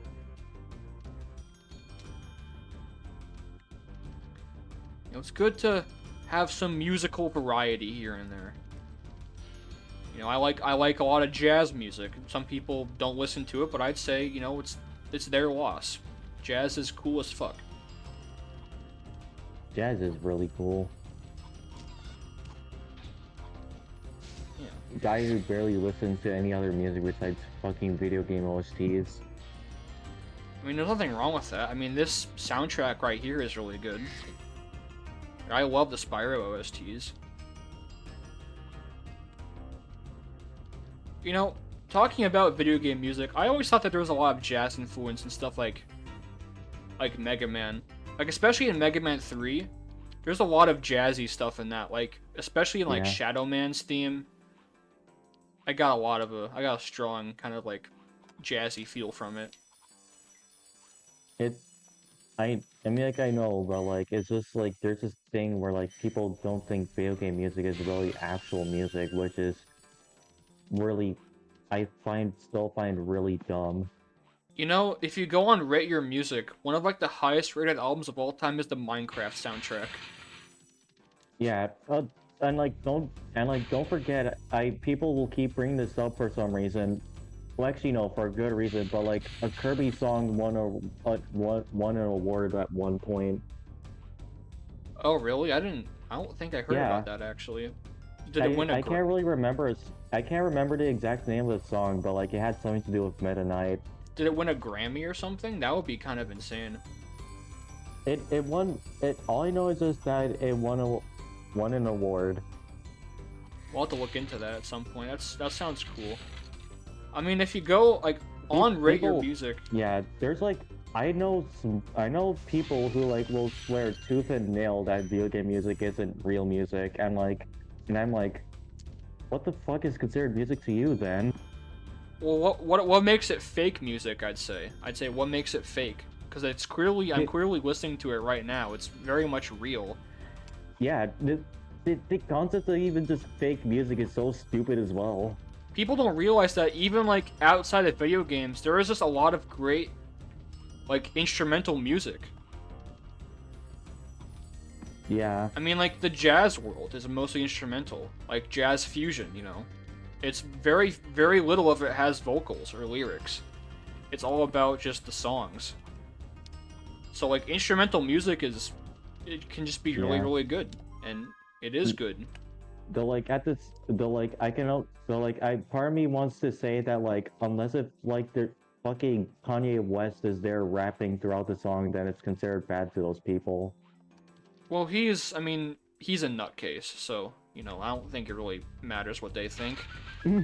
It fucking Mario music is probably bad to them unless if like it's like there's a pop culture song in there or something. No, I think the whole... Unfortunately, I know people like that. They say stuff like that, but like most of their musical taste is just stuff like that. Yeah, I think the whole thing about it not being like, what the fuck was that? Did you see that? Spyro fucking went to the back rooms. Yeah, what? I've never had that happen before. What the fuck? What the fuck? Could we add that to the highlight reel if like that ever happens? Yeah, I think so. That I literally could not even like make this shit up. Anyways, like I could not make this shit up. What was I even saying? Talking about music? video game. A lot of people consider video game music to be fake, to like not be real music, and I think that's kind of dumb. Yeah, I mean that's total bullshit. I listen to both. I listen to just like, I listen to like a lot of rock and jazz fusion, but also I like video game stuff too. I like this. I like a lot of, you know, NES game music, like Mega Man, like fucking Castlevania. Like it's good shit. All of it's good shit. Just music is music, man. Yeah, I mean, like I barely listen to like other like music out there, but like there's a lot of things to like video game music that like a lot of people don't really realize or take for granted nowadays. I agree. I mean, a lot of it, there is a lot of complexities to it. Yeah, at least like it's like just background noise to like fill in like emptiness. But at the same time, I think it can really be on the level as like a full-length movie or just a TV show. Well, the thing is too is that there is an added challenge where video game songs have to fit a certain vibe. They're made for a game, so it definitely becomes its own challenge of having to make it fit a certain theme. And it, you know, when it comes to however you're feeling, if you're feeling, you know, sad or lonely, or if you're feeling really, really happy, or if it's like summer or fall or winter, you know, you can have songs that fit the vibe. Yeah. And it works really well. To give an example of a game, like do you care about Phantom Brave spoilers? Not particularly. I think it'll be okay.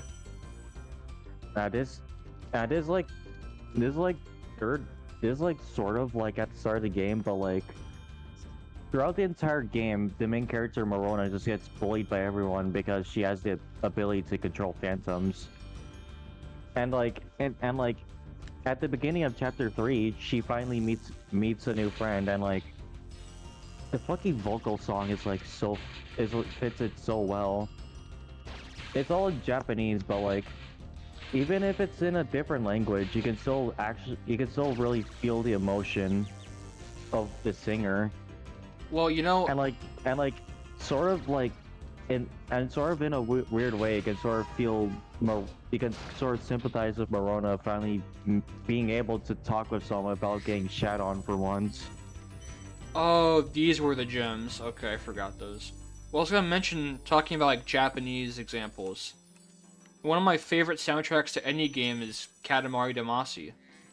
That game has amazing music. And like, yeah, and like, just like in general, the fucking credits theme for Phantom Brave, I fucking love that game so much, man. I could gush on about it forever and ever, but like, honestly, I think the story is best.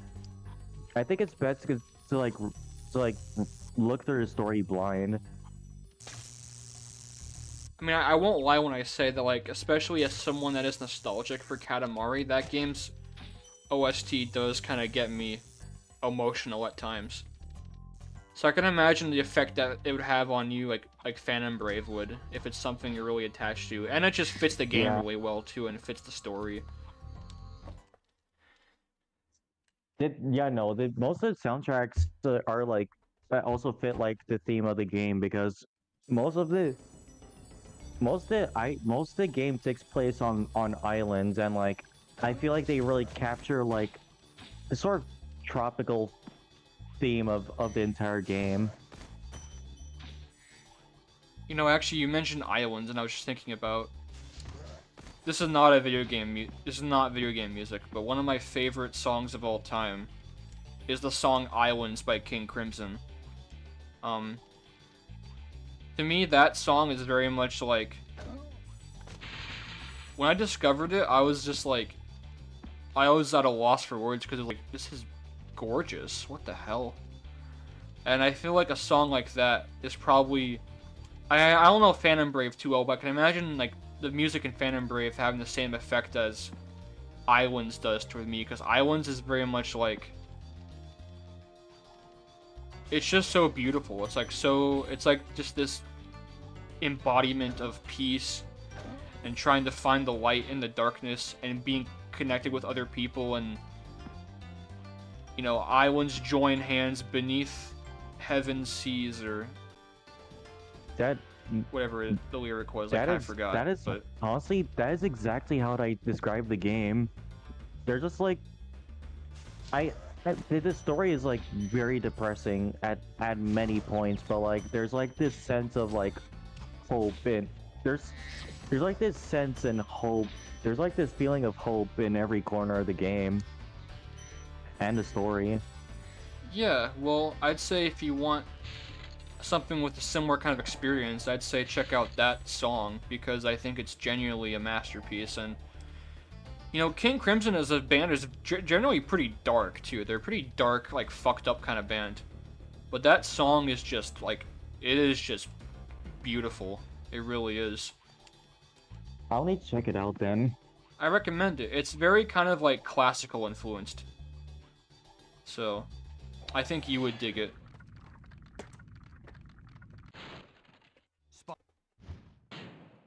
Also, I keep forgetting to post this. Here's the context of the... This is what the guy was saying with Playtime is Ogre. There's your context.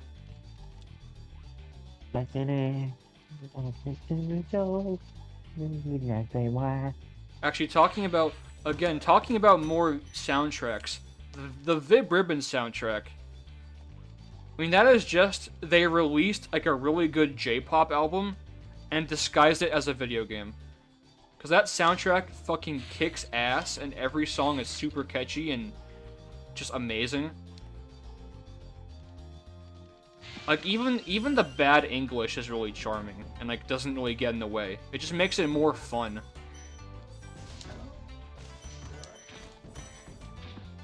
Like that soundtrack is like, it's killer. It really is.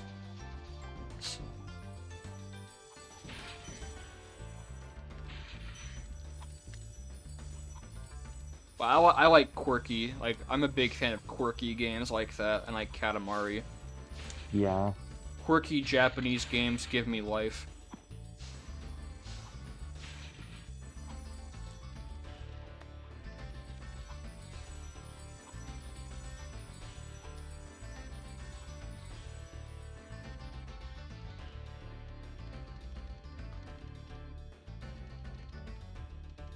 It's not often I get to talk about music that much, but I really enjoy it. Even if it's, you know, stuff that most of my friends don't really listen to, but I like talking about it because it's genuinely something I'm very passionate about. I understand that feeling too well. Oh, yeah. But, you know, I'm never gonna not, you know, I'm gonna, if I feel like I want to share something that people might like, I'll, you know, I'm more than happy to do it because this is what I love. Like, music kind of right now is my main love. And video games, I love games too, but music is my main thing. You know, I write music. So, yeah, sorry. I don't think I really I don't think I really get to talk about music either. It's not like I'm not really a musical enthusiast, obviously, but like it's just not a topic I really talk all that much about. Well, no matter what, there is a certain piece for everyone that makes them like feel certain emotions. There's something for everybody. You know, we all have a connection to some song or some soundtrack even. Oh my god, this is I hate treetops. Okay, treetops is not that bad, but treetops can be kind of a pain in the ass. Trying to think of another game that fuck I just fucking love I just fucking love Phantom Brave soundtrack. Like it's like the soundtrack isn't even like limited to like just tropical fields either. Like there's there's like actual there's like I mean of course it's an Panichi game. There's like some techno thrown in there as well, and like it even like for the final boss there's like there's rock thrown into there as well as orchestral. I mean, it sounds pretty cool. I need to actually play Phantom Brave. I mean, I know Nipponichi's games like a little tiny bit. Played a little bit of the Skya, a little bit of Makai Kingdom. I just gotta actually like play them more. But you know, I thank you because you have you have piqued my interest when it comes to these games. So I definitely at some point want to check them out. Yeah, and like eventually I'll get around to actually completing Frogger too. Oh yeah, I mean, no worries. That's just kind of, I mean, you know, I got so much shit I gotta finish. So we all got stuff to finish. So it's really no big deal. Yeah. Please take the whirlwind, thank you.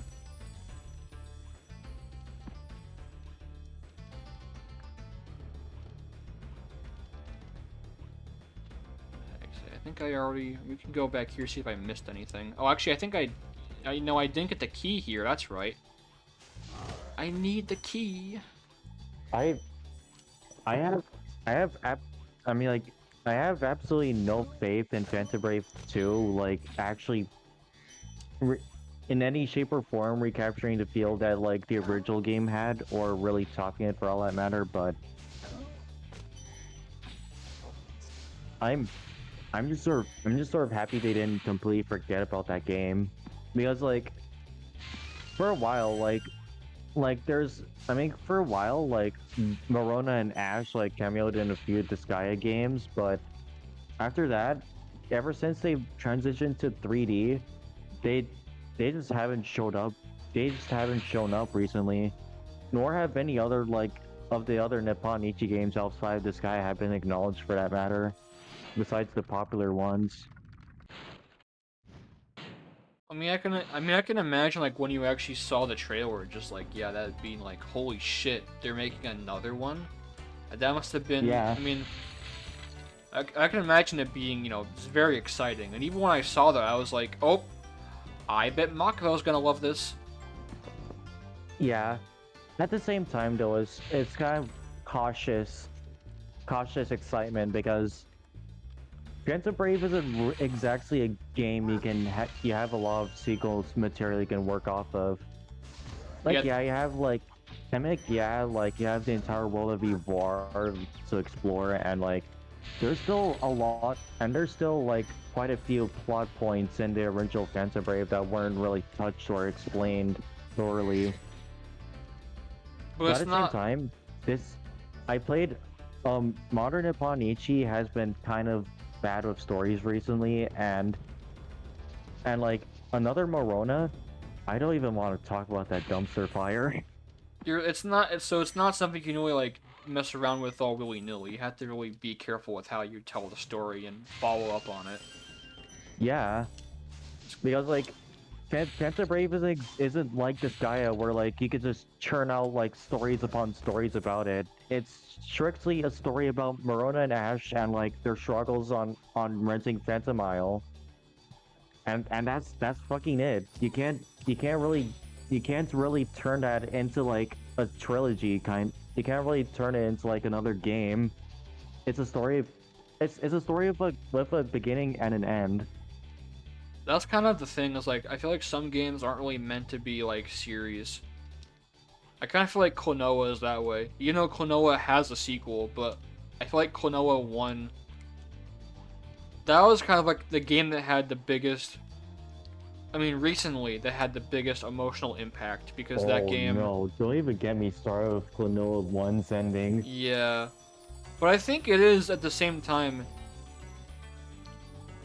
you know, it's a bittersweet ending, because I think it teaches a very valuable lesson about... I mean, it's kind of spoilers, but I think it teaches a good lesson about, like, just friends drifting apart, because, you know, I've had that happen to me many times before. Many friends have left me in the past, and I've left them, and... But often, you know, it's for... You know, there's better days to come, right? Things happen, Yeah. and you can't let them, you know, get you down too much. But that game is just so fucking perfect that, like, it would be hard to see, like, what they would do with Klonoa 2. But Klonoa 2, I think, is also more of its own story. I honestly didn't really think of Klonoa like that, to be honest. The only metaphor I got in the ending is that Hupo is a massive manipulator. No, Hupo sucks. No one... All my homies hate Hupo. But, like, I think the ending... It is sad, but also I think it is... I think at the end it is a good ending, because Klonoa goes back to his real world, where he has all of his real friends and family, and... I think it is a happy ending in some way, because... You know, he goes back to his world, and it's kind of just how it's meant to be. But, Yeah. you know, it's a good lesson, you know, not everything can last forever. Very few things last forever. I mean,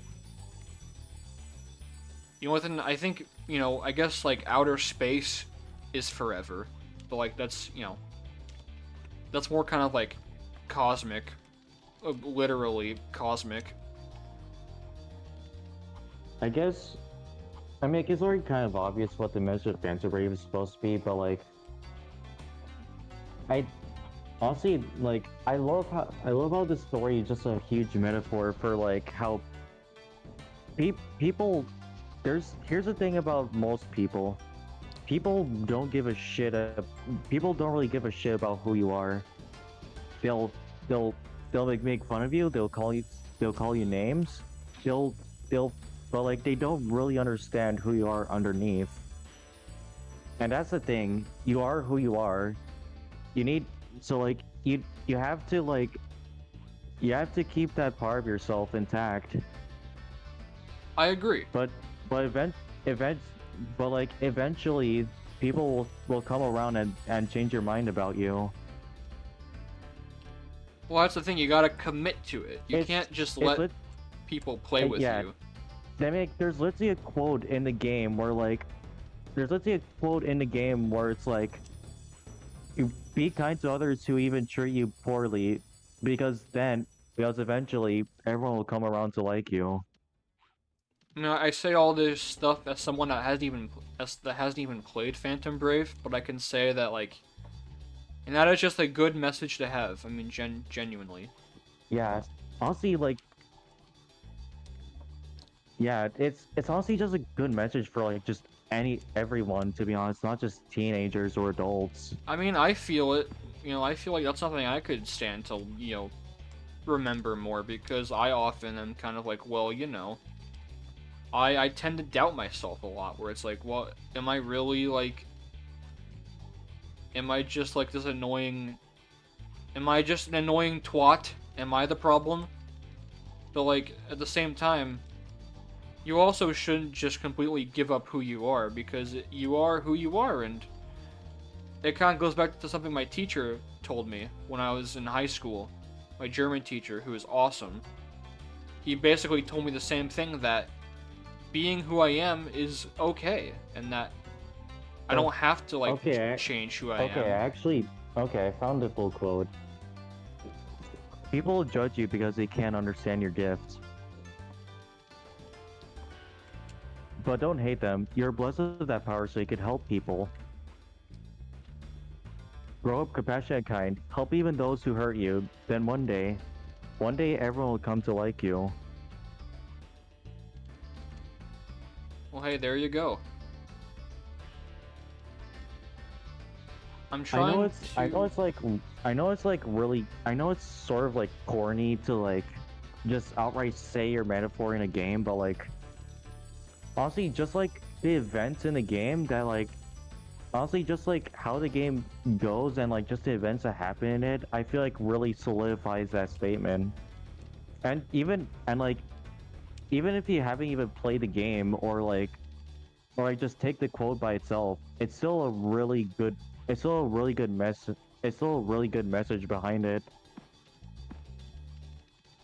I'm just trying to figure out. I think I just have to just do it I still don't know if this is how you're supposed to do it, genuinely.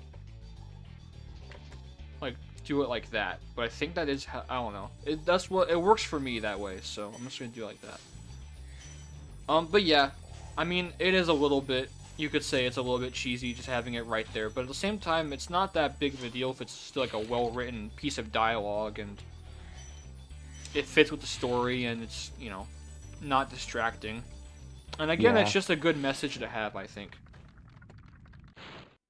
Because like there's like generally like you said, like there's generally some times where like I feel like I'm just being annoying to people. Sometimes I just honestly sometimes I feel like people would like me better if I wasn't myself, if you know what I mean. Oh, I believe me, I get it. I mean, I am the same way. Like, I feel like if I liked the same things as everybody else and I was the same as everyone else, I would be more liked in my group. But at the same time, I you know, it's more, the important thing is just to be, you know, be yourself, and that's why, as someone that is a YouTuber and makes videos and streams, I will never fucking do a sponsored stream or do a fucking product placement, because that's just not who I am. Who I am is just someone that likes to play some cool games and have fun and talk about shit that I love. And what I love is Spyro and you know, Pink Floyd, I guess. God damn it. I'm having a bit of a tough time right now. Sorry. I'm not gonna vent too much, but like honestly, this year hasn't really been the best for me. A lot of shit has happened, but like. Oh, this year's been terrible. I've been trying to like come to terms with myself recently. It's difficult, but like eventually I will. It is extremely difficult. Yeah, I believe in you, man. This year has been really, really bad for me too. I mean, it's been like really rough for my whole family. I only have one. This is all I'm just gonna say about it. One more year and then I'm out of this hellhole. Out of what, like high school? Yes, and just living with my dad in general. Oh fuck, I said it. Oops. Well, I mean, you didn't give out like any personal information, I don't think, so it's fine. Hey guys, here's my dad's social security number. Oh, no fucking surprise. The dude who's a furry and plays furry games has dad issues.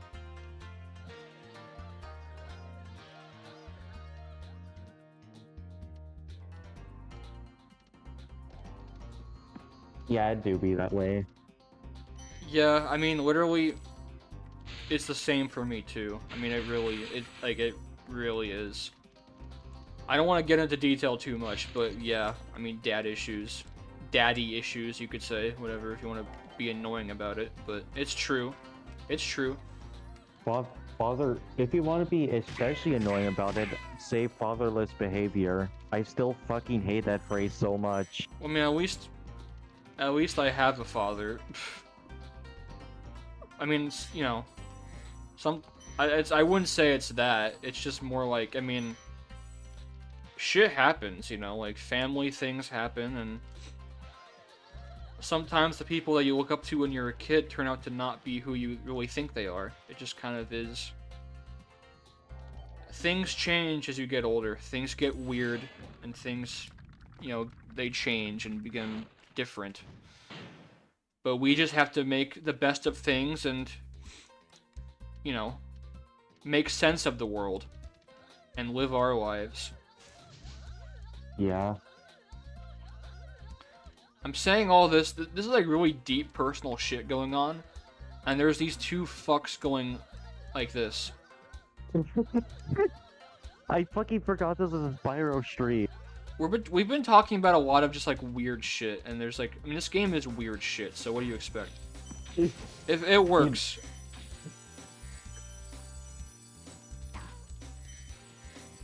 Okay, but this level is cool though because it has the shrink ray, and the shrink ray is a lot of fun.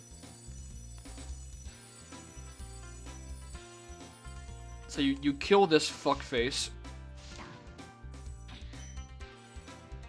And then you can use this, and you can actually shrink the guys. So you can kill them.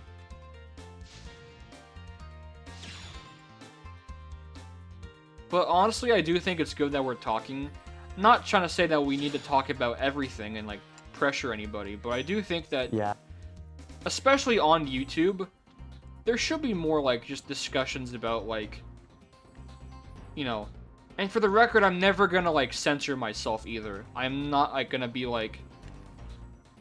Like, I'm not gonna censor, like, the word kill or suicide. I'm not doing that, because it's too important to, like, brush under the rug. Because as somebody that has Exactly.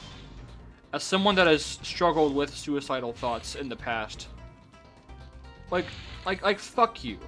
Honestly, YouTube, fuck you so hard. I'm alive.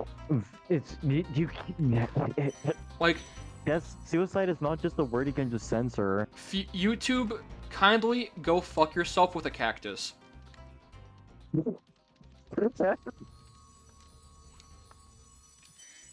I mean, to be fair, Jaden, like, Phantom Brave did literally the same exact game where like you can use a fish as a weapon. So, I'm not one to talk about this either. Hey, that sounds pretty fucking badass. A fish as a weapon? Hell yeah. Yeah. I mean, some fish are like... You see some of the crazy-ass shit that's in the ocean? I'm gonna be completely honest, like, Phantom Brave story is, like, great, and, like, I love it a fuck ton, but at the same time, the gameplay in it is just so fucking stupid that I love it. I love these mushroom guys so much. They're just so bouncy. It's like, the gameplay is, like, such a stark contrast to the story, like, don't get me wrong, there's a lot of good tactical elements to, like, the gameplay, but at the same time, it's just fucking hilarious to see Morona just killing people with a vase. I mean, it'd be like that sometimes.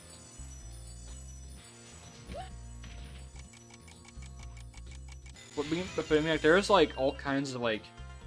I mean, a fish weapon could work. I mean, you take, like a puffer fish and just stab someone with it. Or, like, a lionfish. Or use a swordfish as an actual sword. That's clever. I'm surprised more games don't do that. I mean, maybe they do and I just don't know about it, but that would be clever. Wait a minute. Dude, I got an idea. You have an anthro swordfish who's a swordsman. Now, there's your $1 million idea right there. Then you get Slade from Dungeons of Aether. Is that who? Is he a swordfish? Okay. Okay, he's a shark that uses a sword, but Oh. Swordfish are so cool though. They're kind of scary.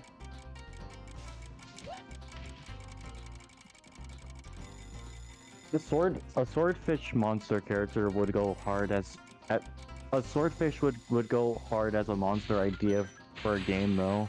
It would. I think it would.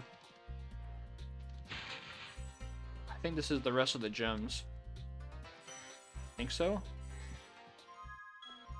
Yeah, it is. Oh, we're missing one dragon though. Where's the last dragon? Like some like weird swordfish looking monster that sucks blood out of its like prey with its nose. Oh shit. So it's like a vampire swordfish creature. Yeah. It's a sort of, and it probably works something like a mosquito. Yeah. Mosquitoes. Okay, I'm not sure if like the thing they use to suck in blood is considered a nose, but I mean, whenever I draw it, it's like a nose, basically. Oh, there's the last dragon I was missing. The rare time I actually draw a mosquito. That's basically what it is a nose. It's like a needle, I think, kind of. oh yeah, a needle. That's what I was thinking of. Anybody here in chat? Oh, there's no one in chat. Anybody, any VOD watchers who are afraid of needles, let me know in the comments below. Hey, VOD watcher. I want to know all about it. How freaky are you today? Leave it in the comments below. And give us a 1 to 10 score. 1 being not really freaky, and 10 being the Freakmeister.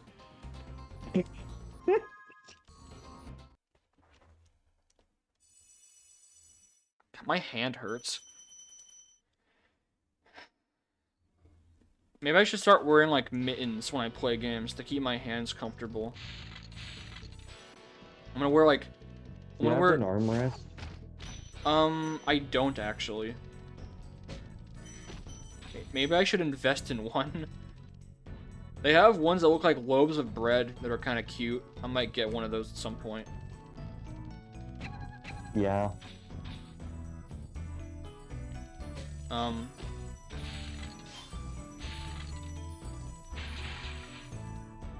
making a lot of progress actually in this game tonight. I've been doing really good. I said I would finish the game, and it seems like we're gonna, I mean, hopefully finish it. Hopefully this won't take that long. I mean, if I need to, I could go another stream and like do the rest of this like tomorrow or something, but I mean, I can try to finish it tonight. I think I could probably do it. If I can do it before midnight, then that would be crazy. Also, these red things, they scared the shit out of me when I was a kid. Those giant red dogs. They look so fucking stupid. Well, think about it. As a little kid, like, those were terrifying. Like, anything super, like... Sorry, I didn't mean to interrupt you again. I mean, I could see it being disturbing to a kid, but like, when you actually look at them, they look so mindless creatures. Well, it's because they're so fast, and like anything that was like super like jagged and angular looking and like red and scary, I did not like that when I was a kid. Not a fan. Also, these big turtle guys, they kind of look like they look like the Koopa Troopas in the Mario movie. Oh my god, 30. I lost all my health. It's like 10:43 p.m. for me, and like I have like an exam to do tomorrow, so I'm probably gonna leave now. Oh shit, I had no idea. I'm sorry. It's fine. No, it's fine.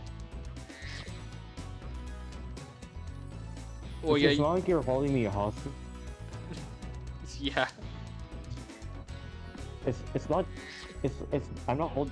It's not like you're holding me hostage or anything. It's just like I kind of got lost in conversation. Yeah, it happens to the best of us. Well, you probably should. I mean, if you need to get some rest, I'd say definitely get some rest. Thank you for releasing me. All right. That thing looks hot. Also, goodbye. Okay. Well, good night, Makavo. Goodbye. You have a lovely night, my friend.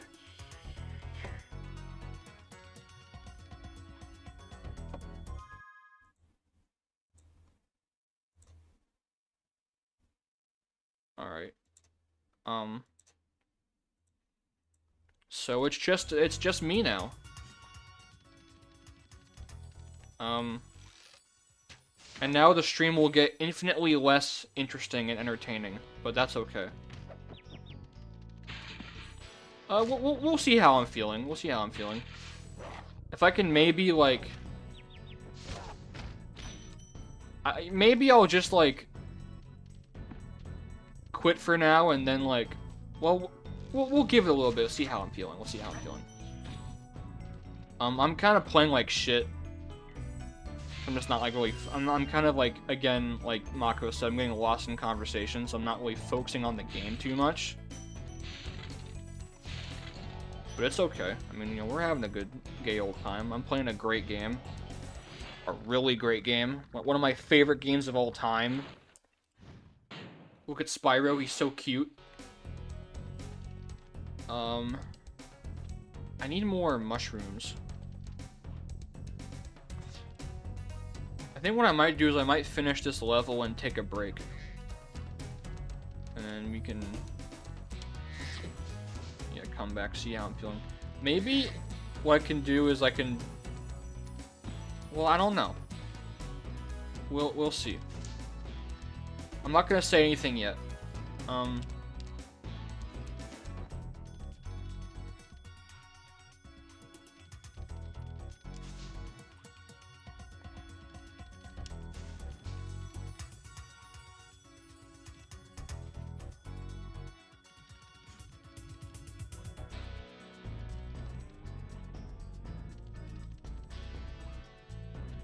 I need to find...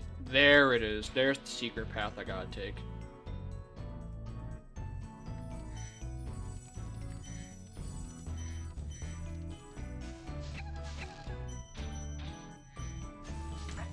Those devil guys are really creepy. They're the devil cherubs.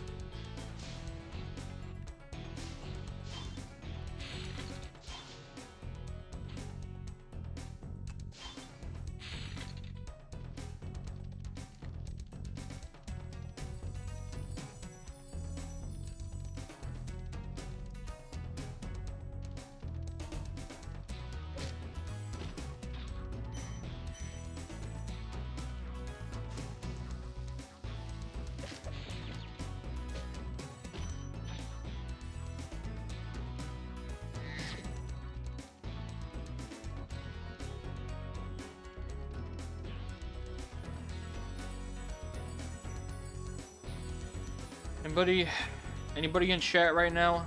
Hanging out? Anybody doing anything? What's on your mind, chat? How's everyone doing?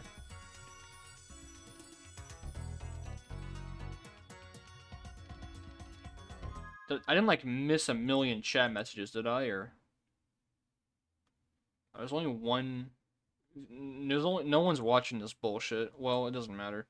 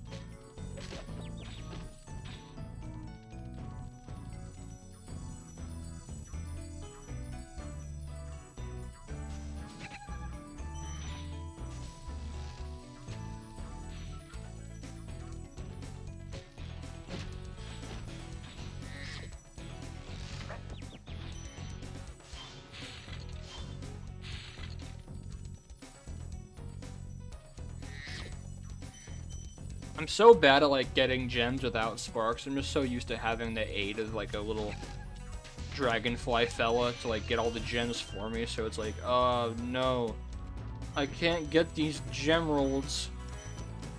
I need my sparks friend to get my gemeralds. I need to murder more mushrooms. Alright, there you go. So I guess I can talk more about the actual game. This is the last main homeworld. Nork Nexus kind of isn't really a homeworld, it's just like a... just a shitty. But Dreamweavers is kind of where the game starts to slow down for me, because Dreamweavers... like, there's some cool levels. I like Haunted Towers a lot. That one's a good one. This one has a cool gimmick of the light and dark, but also it's just not my favorite. These levels, they're very, very big, and they're oftentimes not the most fun to, like, explore, because it just is, like, super confusing. Like, this is a cool little feature. Or I guess a weird, like, oversight. You can actually walk on this toxic goop puddle. This is the only surface where you can actually do that in the game, I think. Or like one of the few where you can actually stand on it and walk around. And it doesn't kill you. You can just walk on it and yeah. Pretty cool, huh?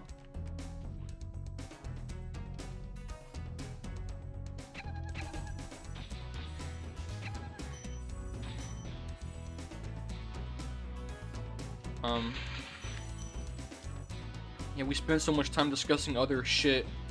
I didn't even talk about Spyro that much, because it's Spyro, man.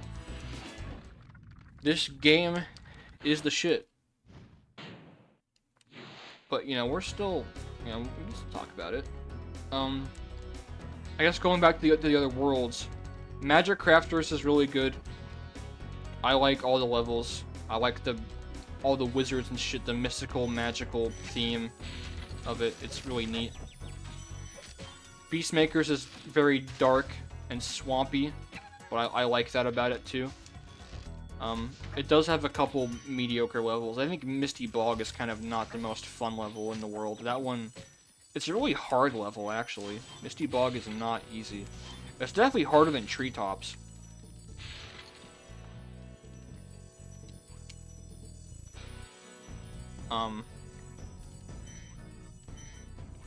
Dreamweavers again has some good, you know, it's okay. But this is kind of where it's like, maybe having 5 worlds was a bit too much. I think having like 3 or 4 would have been perfect. Which is what they did do in Spyro 2, they had 3 worlds. And Spyro 3 they had 4, which I think that worked out pretty well.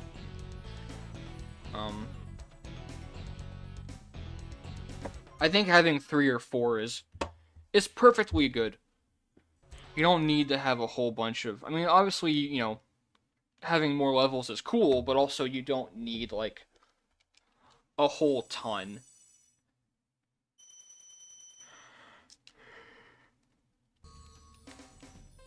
It also helps, though, that in Spyro 2 and 3, the levels have much more variety. I mean, this game has a lot of variety, too, but Spyro 2 and 3, they really, you know, go crazy. They have, like, you know, desert levels, snow levels, they have, like, tech levels, they have levels based on different locations, like, they have, like, I think Fireworks Factory is kind of like, you know, Japan, Bamboo Terrace is like China. You know, they have some different themes, some different creative ideas for levels. I'm gonna take a little break, actually, I think. Yeah. We'll get the BRB screen up.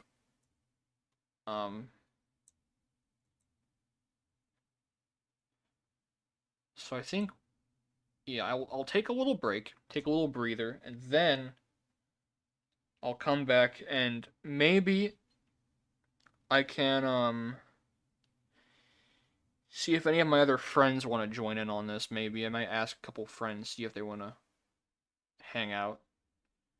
If not, that's fine, but I'll ask around, see what they say.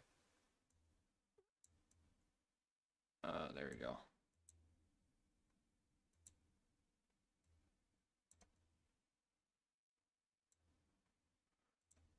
Okay, so gonna do a quick BRB.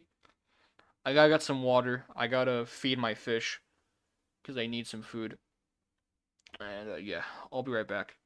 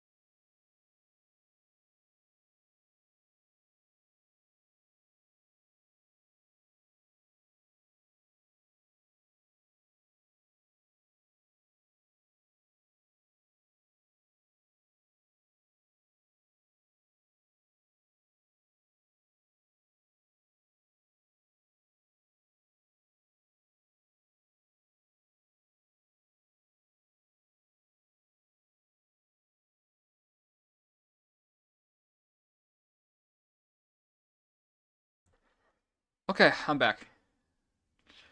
I'm back, I'm back, I'm back, I'm back, I'm back.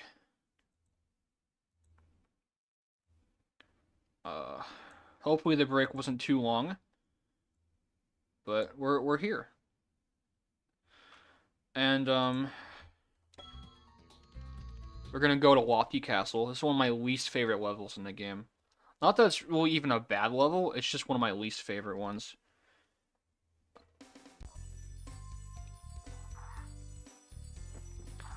I like the music in it. Got good music. And this, you know, the supercharge is fine and all. I like the supercharge gimmick in this level. It's kind of fun to play with, but this one just never really did it for me that much.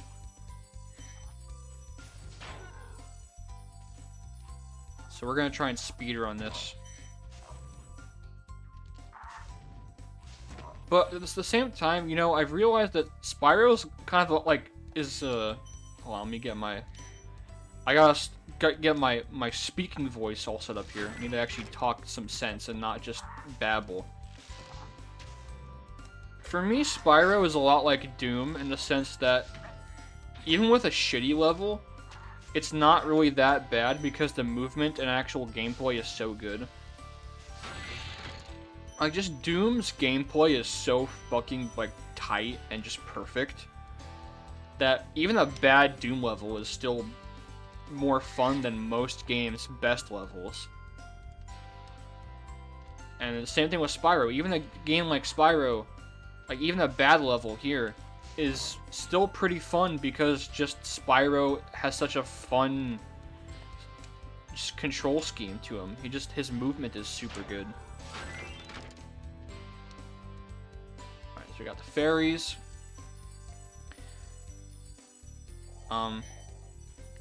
And this is an interesting little thing here. Not these guys. But there is a red gem chest right here. And this is the only one in the entire game, which makes it very special. You've seen green, blue, yellow, pink, but this is the first red one and the only red one. Which is very interesting. I don't know why that's there. I don't think it's ever really been confirmed, but if you were curious, the YouTuber Dayoman has a great video on the subject, talking about the red gem chest or spring chest. Give it a watch. I recommend it, and also just check out Dayoman. He's a great guy. I don't like know him personally, but he's a great Spyro speedrunner. You know, he's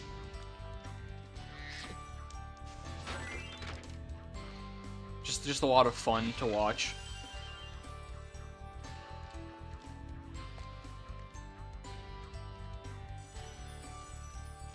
I mean, I just like,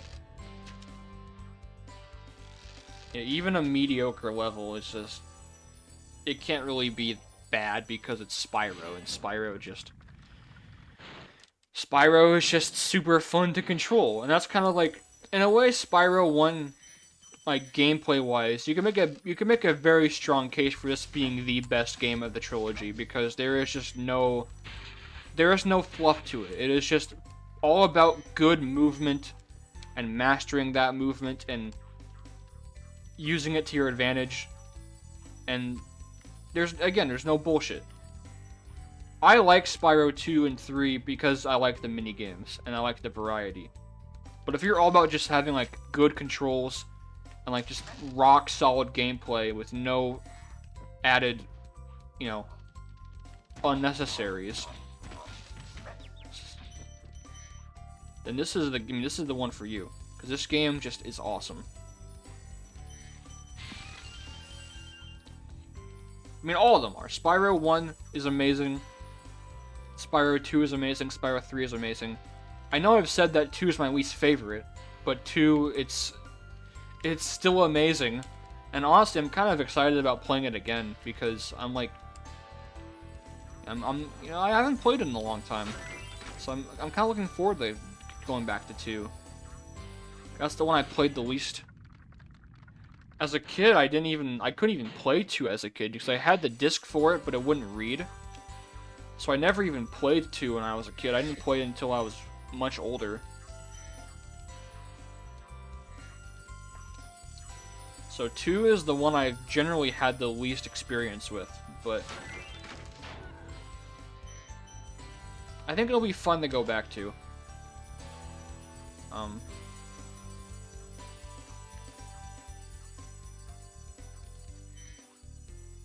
Because 2 is just really, really good. 2 is also really weird. To me, 2 definitely feels like a transitional game. But you know, we'll talk about 2 when we get to 2. We'll do that. This is 1, not 2. So we're gonna talk about 1. And Spyro 1, I mean, we have these guys that are pretty funny. We got fairies.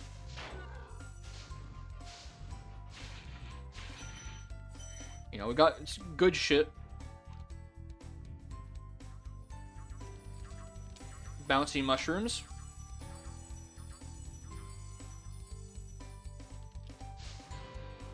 Actually, you know what? I take it back. This level is actually pretty cool.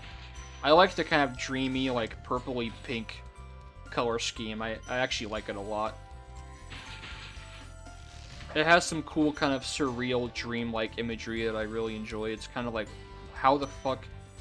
Like, what is this castle? And how is it so, like, just high up in the air? You can't see anything. Why are there waterfalls that lead to nowhere? Like, and how do they lead to nowhere? Like, why are we, like, above outer space? Like, that kind of shit, that's my aesthetic. That's, like, totally my aesthetic. So... yeah, I fuck with it. This level's actually pretty good. I was just being a bitch earlier. This level's actually good. But these guys are weird, and their collision is also super weird. I can't, like, hit them right. There we go.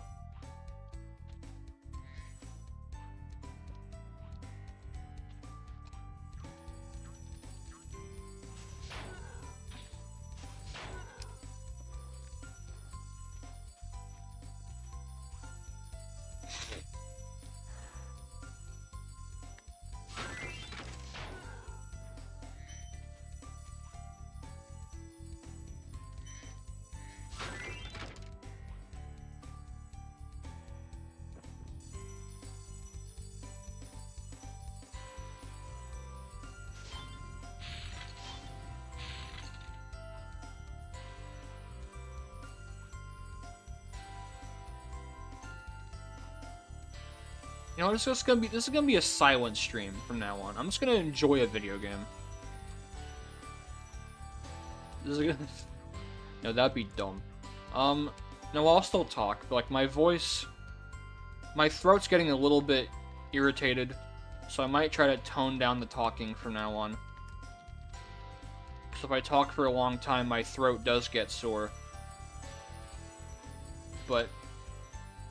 yeah.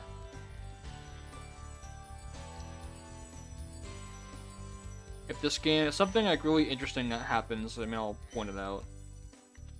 Like, this kind of, like, mechanic is super... Get all the fairies that way, it's kind of... It's a little bit strange. Just how they're all perfectly sequenced like that. Like, it makes sense in the context of, like, a game challenge, like, little obstacle to do, but... Why do they need to have balloons, like, when they're inside a building? I don't know. It's kind of strange. I got the key.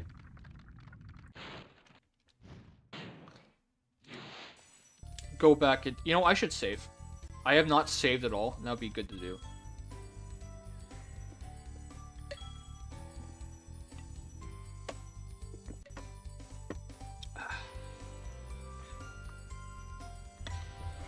There we go. I feel better now. I didn't get the other guy, though. I need to get him. I think I have to go back the other way and do it.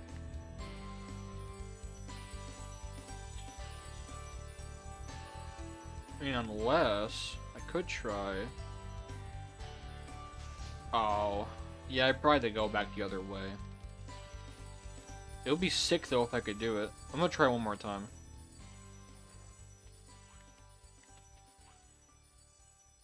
Oh, I bumped. Yeah, who cares? I'll get him later.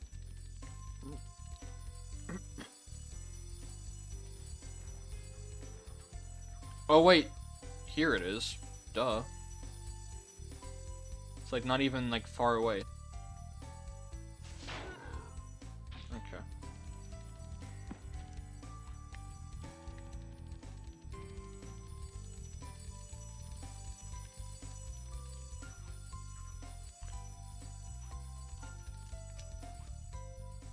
I don't know why I keep thinking those stairs lead to something.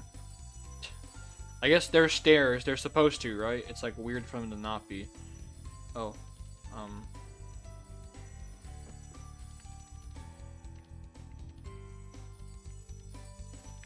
That's like some non-Euclidean geometry right there. Could the PS1 pull off non-Euclidean geometry? That would be crazy if it could. I don't know why I saved again. I guess just to be extra safe. That'd be fucking insane. Imagine a non-Euclidean LSD Dream emulator. That would be kind of bonkers.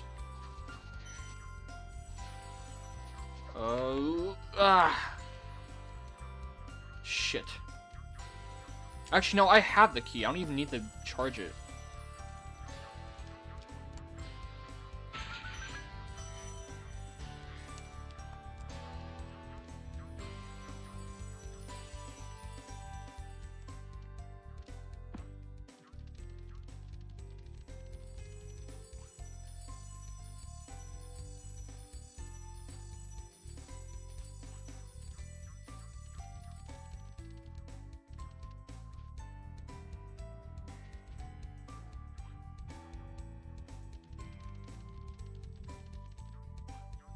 Does this lead anywhere? No.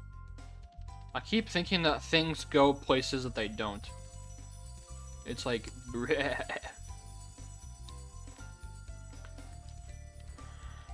Hey.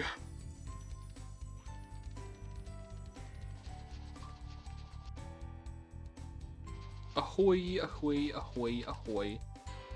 Whoa.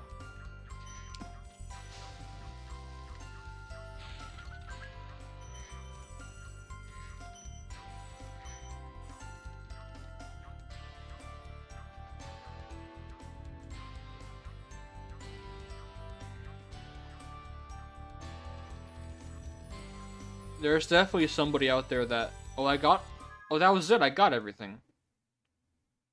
Alright, sick. There's definitely someone out there that laughs by going, a heal, a heal, a heal, a heal. That's how they laugh. They go, a heal, heal, heal, heal, heal.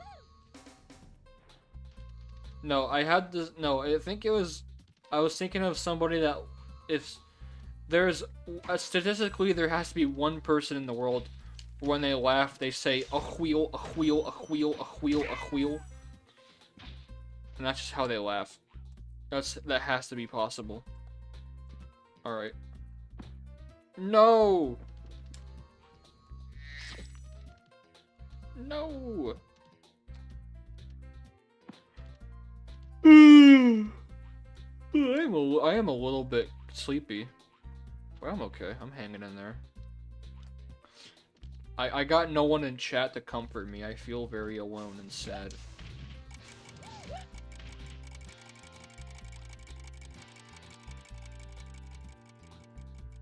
Oh well. I can pretend that Octocat is still here. So the significance of playtime as Ogre, I don't know why. I just decided to do a Shrek. I think it's because at that time Shrek memes were just really big. So it was like, well, let's do, you know, a Shrek Vib Ribbon parody. And also, I think at that time, there was no videos available of the Vib Ribbon high score tune at the end of each, like, mission. Like, the extended one. Not mission, but like, at the end of each, like, song. that little piece of music didn't exist in full on YouTube, so I uploaded it from another video I took it from, and I just clipped it and uploaded it. And I made my own picture, and it was Shrek, because Shrek is very funny. And playtime is ogre. Playtime is ogre, like the fucking AVGN video. There goes the onion. Oh my god. I just AVGN reviewed Spyro. You probably should do a Wikipedia article read of this game and not even play it. You'd get, like, I don't know. You get me to play it. I'll do it for him. I'll do it for free.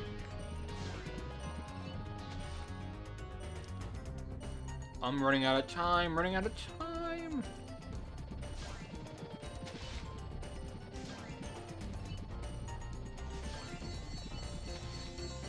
That's the thing about AVGN is that, talking about him, because I've been thinking about him a lot lately. I've been watching a lot of AVGN classics. He just has clearly lost all interest in doing the show. Like, he wants it to end. I know he does. But it's just like a fucking, like, contractual obligation or whatever. To, like, keep doing it, because it's, like, Screenwave's only successful thing they have. So, like, James, we need to keep doing AVGN. We gotta keep making money, please. Please keep saying shitload of fuck. Please just keep doing it. Like, he never branches out and talks about other things besides NES games nowadays. And now he talks about, like, good games like Blaster Master and Deja Vu, which is like, huh? That doesn't make any sense. I mean, to be fair, the Deja Vu episode was at least creative. At least had, like, a cool visual, like, film noir style to it, which was pretty cool. Like, genuinely, I like that. I think that was really cool, and it was nice seeing James doing something more creative. I liked it. It wasn't very funny, but I liked that it was something different. You know, he was trying something different. But the new episodes, they just are not good. Like, the Aladdin Deck Enhancer, which isn't even like a new, like a super new episode, but like the CGI genie, and like the weird fucking, like, what else? The Shrek episode was bad, and the Blaster Master one, I didn't even finish it. The Blaster Master one was just so boring. Like, why is he talking about Blaster Master? Like, why is he reviewing good games?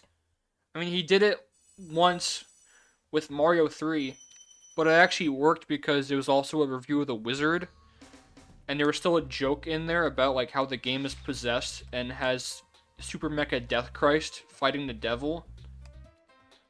So it still, like, had a gimmick to it, and it was still funny. Like, I don't know. Like, AVGen just, like, this is honestly kind of a weird idea, and this might be, like, really fucked up. But I wonder if, like, AVGen maybe just needs a new host. Like, if they didn't get James and got someone that was younger and was more knowledgeable about games and could do the anger really well, like the angry bits, maybe that would give the show some new life. I mean, genuinely, that might be what it needs. Like, I know it is James's baby, it's his creation, but, like, I mean, honestly, it might be good just to have a new face. And, you know, maybe. It might be a terrible idea, who knows, but it would be, like, interesting to see, at least. Like, do, like, one episode with someone different, or, like, 2 episodes, just see how it would work. I wouldn't mind seeing it.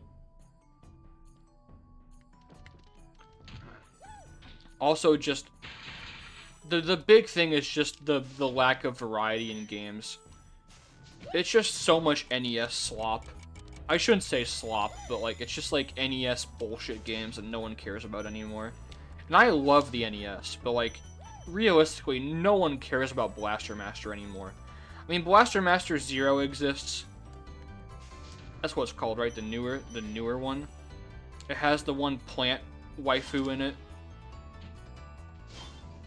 you know. So people do still kind of care. I mean, Ninja Gaiden came back, so that's something.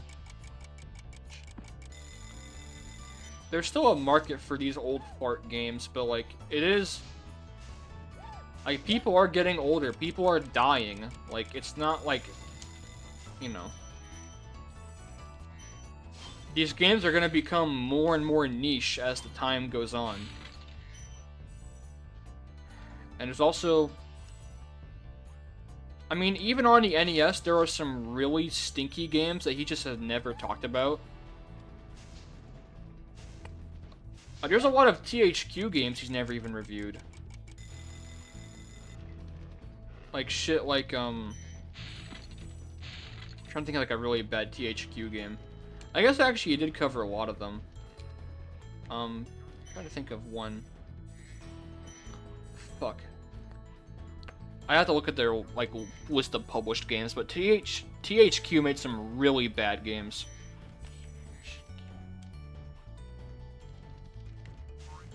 Oh, I should actually talk to the dragon. Or rescue him. Revealo. I reveal-o'd this dragon. This is very clever. Me even ignoring NES, there are so many bad, like, PS1 games, Super Nintendo games. There's a lot of games that are just... I mean, there's a lot.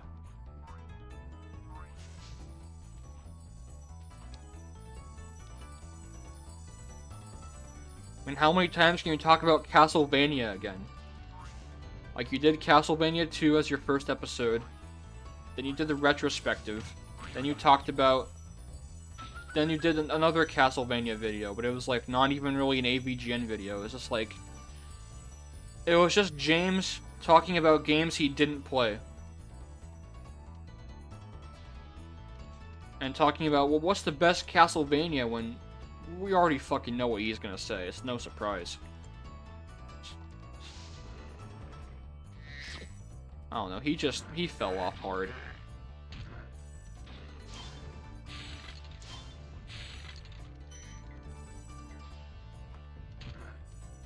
It's true. He just did.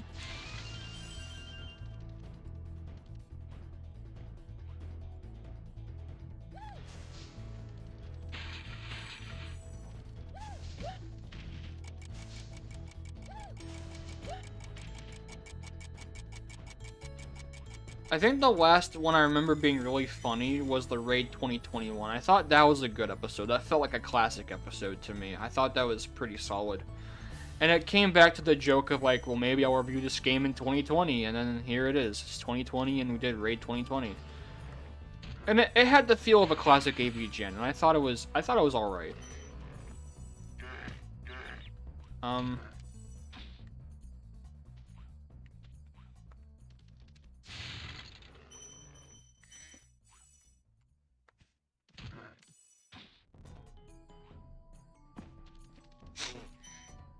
Oh, man.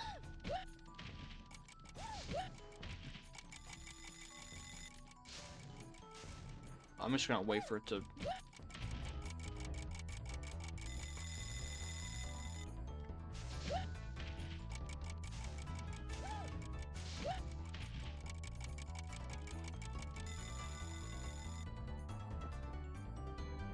There we go. I remember how that puzzle works. I guess I am actually I'm actually really, like, breezing through this game. I'm getting through the levels pretty fast. Unica. Thank you for releasing me. That wasn't unique at all. That was just the same line of dialogue as the previous dragons.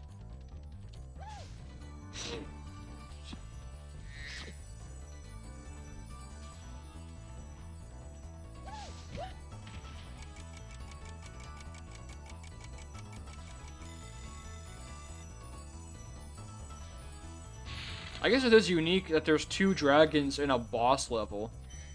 That's the first time that's happened. I wonder why they did that. It's kind of strange.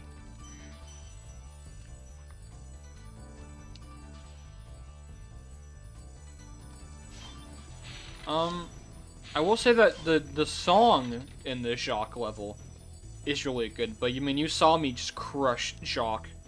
He's really a complete pushover. All the bosses in this game generally are pretty like shit for the most part. They are just like Metalhead is good and Dr. Shemp is classic for how much of a meme he is. But you know, the boss fights are really they're nothing special. Like Crash, even Crash 1 had better boss fights.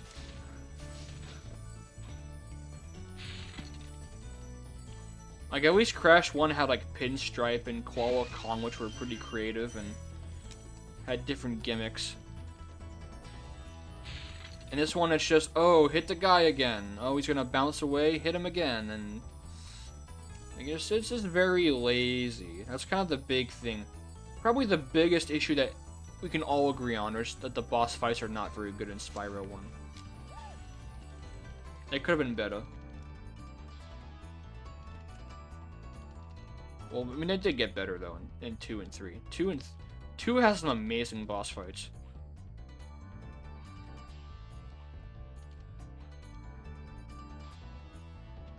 I mean, the final battle with Ripto is just epic. So what am I missing? I need to get... Didn't I get a key? I can't remember. I'm like not paying attention. It's really bad. Because I'm not paying attention to the game. Did I get a key? I guess I did. Okay, I see that's... I'm like not paying attention. So it's like, where did I get a key? Oh, I know where it was. It was in a little cave. I know where it was. I can actually go find where it was. I remember where it is.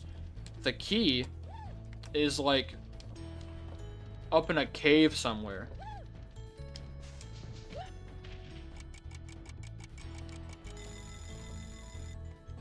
Yeah, the key is up in that... Yeah, it's over there. In that little cave. I remember. Oh.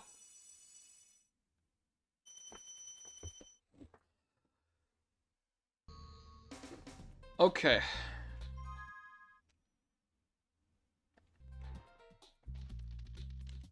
I'm actually gonna quickly check who's online. Maybe I can get... Oh, Jack's not online. Well, maybe I'll just finish the game by myself. It's fine. I'll finish it by myself. It's no big deal. I can handle it. I'm a big boy. Actually, I'm gonna go check something. I'm gonna close that Discord here. I'm gonna check. Is there someone like... Is someone trapped in my bathroom? I heard a thump noise. What was that? Don't you dare. Good God. Oh. Hey, Minnie. Oh my. What? Hey. Oh, Minnie. No. It's like cat Minnie. She likes to talk a lot. Don't you? She's very squeaky. Well, it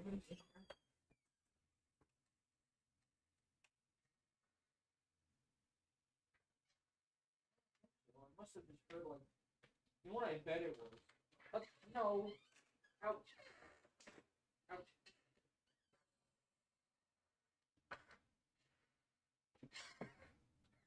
You know what I think it probably was? I'm guessing it was one of you guys were on a table and jumped off. I'm guessing. She's so funny. Alright. We need to go to Haunted Towers. Where's Haunted Towers?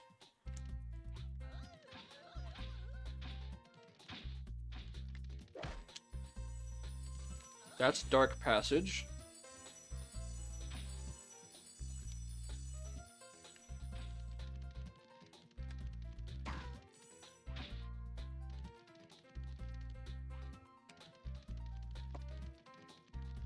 You know what? I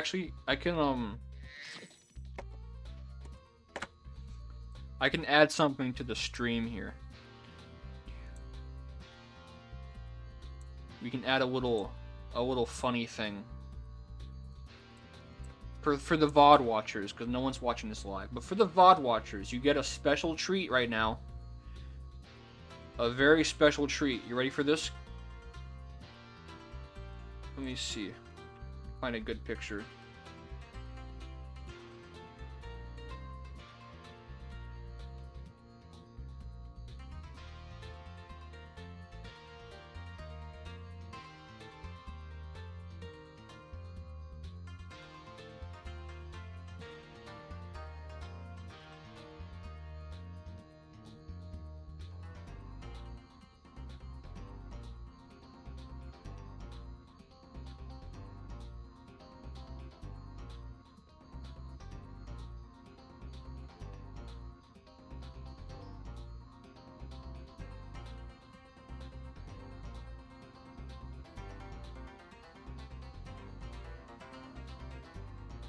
There she is. This is my cat, Minnie. There she is.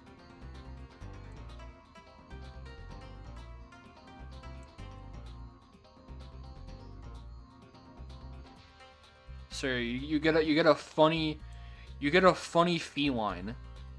Here you go. So.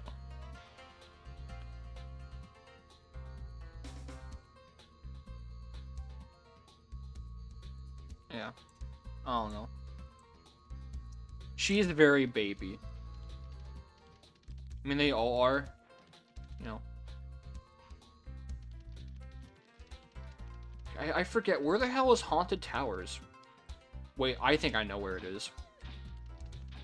It's over here. Nope, that's where Jacques is. I'm like losing my fucking mind. Where is Haunted Towers?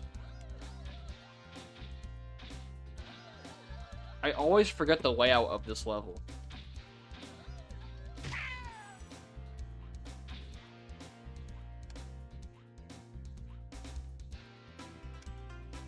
Whoa, what is that? That was not supposed to be there.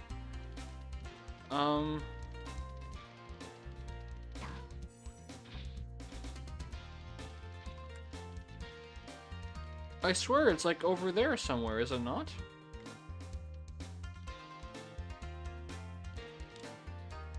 I mean, what am I thinking of?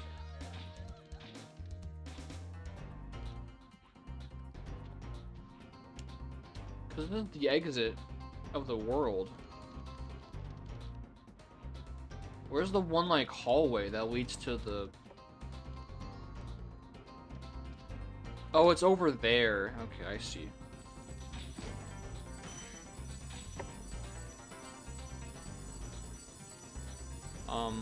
We'll go there then. That's the last place I need to go. Here it is, here it is. Haunted Towers. This is actually a pretty fun level. This is probably one of my favorite levels. Definitely in this world, but also in the game. I think it's got a really fun... It has a lot to do with Supercharge and Super Flame. So it has a lot of fun with that. And also it has these... It has a gimmick with the big knights. And these knights... Right now, you cannot kill. These also are they're a little bit scary. They'll take their helmets and smack you with them. So be careful.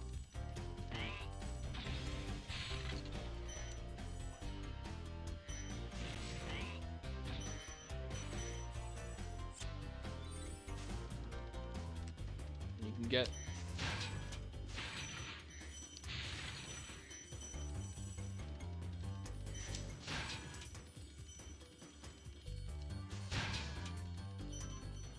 Oh, I missed it.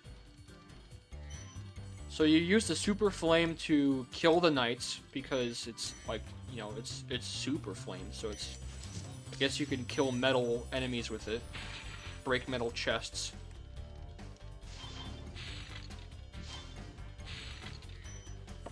It basically is like explosive. And... yeah. I'm kind of running out of things to say right now. Honestly, if you want to see a critique of Spyro, watch just a better YouTuber talk about it. I'm just kind of here chilling, I guess, which is fine. There we go. Oh, my fucking hands hurt. I gotta put on more lotion, but when I put on lotion, it makes it hard to wash my hands. Like, the soap and the lotion, like, do not, like, interact with each other. It's like how oil and water don't mix, so, like, the lotion and the soap separate from each other, and it's like I can't really wash my hands easily.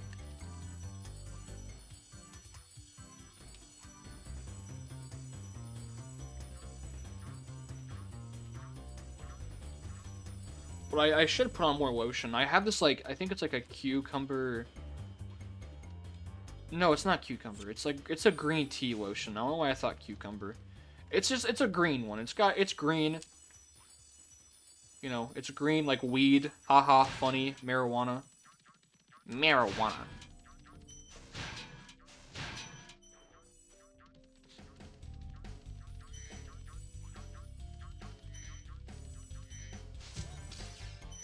By the way, cucumbers are nasty as shit. I do not like cucumbers. I love pickles, but cucumbers on their own, very bad. Not a fan.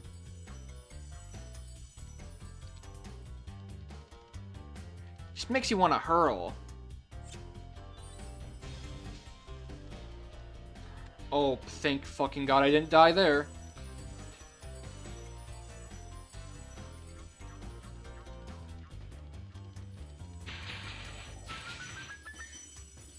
Yeah, that was pretty good.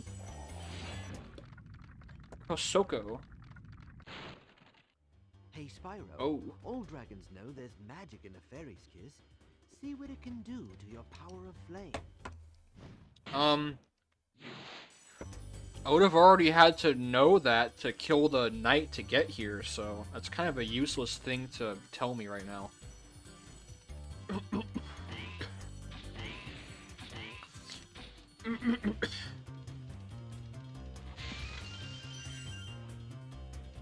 Oh, be careful. If you ever see the prototype for this game, this level is particularly fucked up. It's like a lot of it's like invisible platforms. You like just, you know, they're invisible. You can't see them. So it makes it very difficult to actually traverse this area. But it's fascinating. I think the knights were also slightly changed. Maybe? I might be wrong on that, but...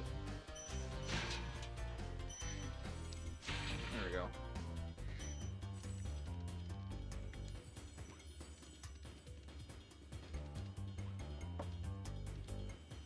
This level has a pretty crazy secret passageway you gotta take. Again, just stairs that lead to nowhere. Like, if you went down those stairs, you would just fall and die. And this shit is crazy. This is like a... I mean, just the insane amount of speed you build up, just passing through these hallways, it has a certain, like, feeling to it that just is, like... I don't know why, but it's just super satisfying. Like, just going through, like, this castle and, like, just running at it, like, at the speed of light is actually, it's kind of, like, really fun. Uh-oh. Knights. Okay, dragon. Hold your horns. Here comes Spyro. Patience, little one. You'll soon have the opportunity to battle the one who matters most. Nasty Nork. Fucking nasty Nork. What a giant piece of shit ass. I want to murder that son of a bitch.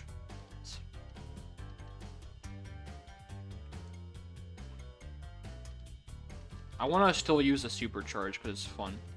I want to just supercharge that knight in the fucking crotch.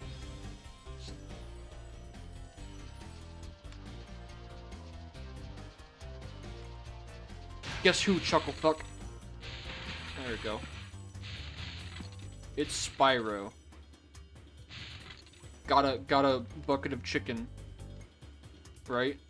Got a fucket of dickin'. Classic.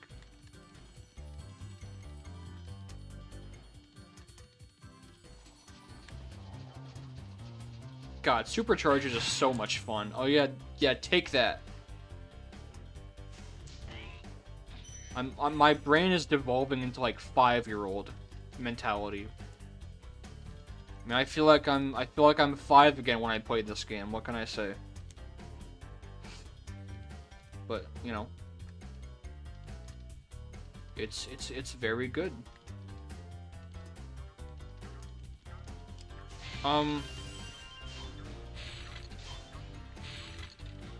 Yeah, the secret path is it's a little bit tricky actually figuring out how to get to it.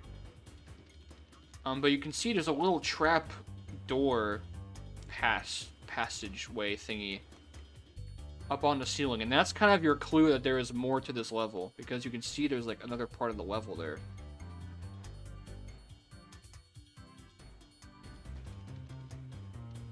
But how do you get there?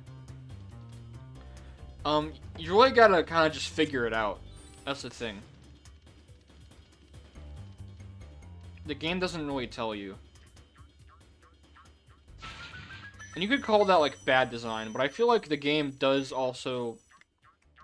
It's so fun that I feel like it's okay to, like, have a more exploratory thing like that, where it's like you have to really familiarize yourself with the level. And, you know, get used to the level. You know, figure things out on your own. I think that's, you know, it's kind of cool. It's a cool secret passageway, and you actually get permanent super flame from it too, which is a lot of fun to mess around with. You know, it's cool to have permanent super flame. You'll love to see it.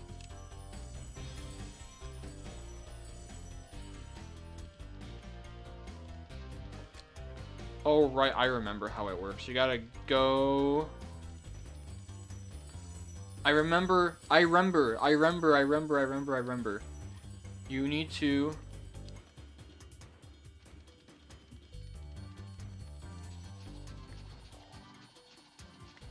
go... Wait a minute. Where do you go, actually?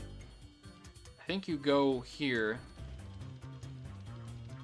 And yeah, you... Yeah. Yeah.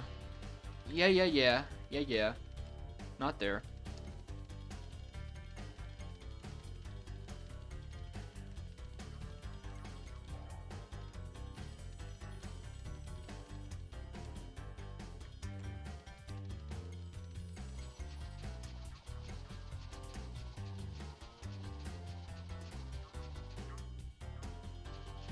There we go. You build up crazy speed, and that's how you get to the secret passageway.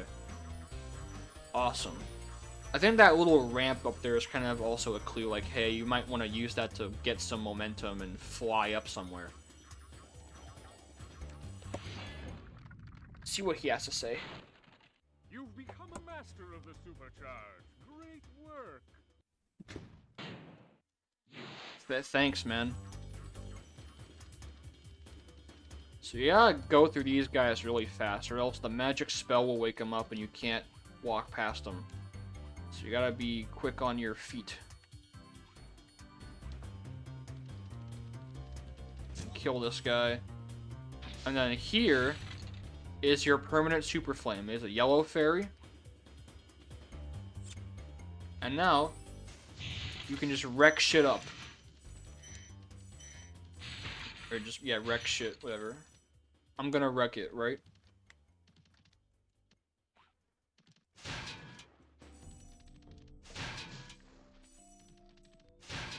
You know, like Wreck-It Ralph cock pictures. Awesome. Funny. Haha. Hee hee. Oh, ball sack. Alright. Uh-oh. Oh, I got hit by it. But then you can see, that's the hole. That's where it leads to. So you found it. There you go. Well, I gotta go back out here too. Don't forget about this.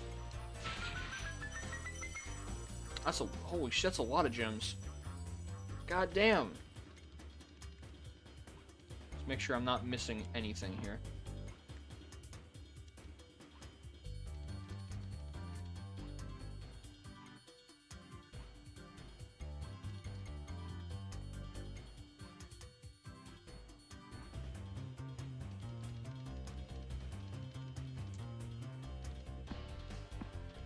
Yeah, I think we're good. So now I can just drop down the exit, or the little thing, and I'm back in here. And then I think where we go now? We go here. And now with permanent super flame, we can just easily kill all these assholes.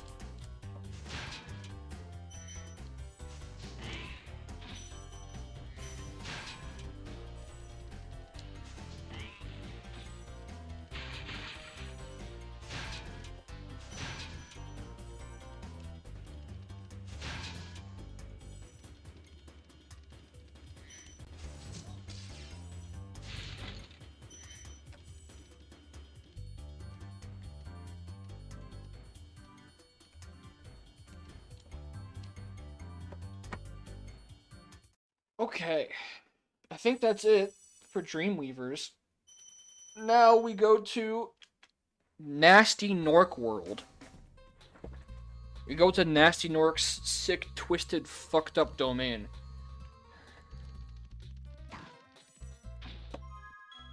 Right? Yeah.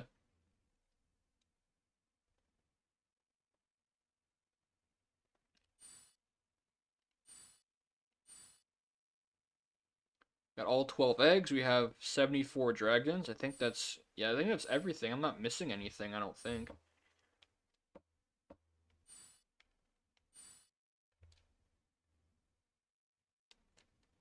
Seems good.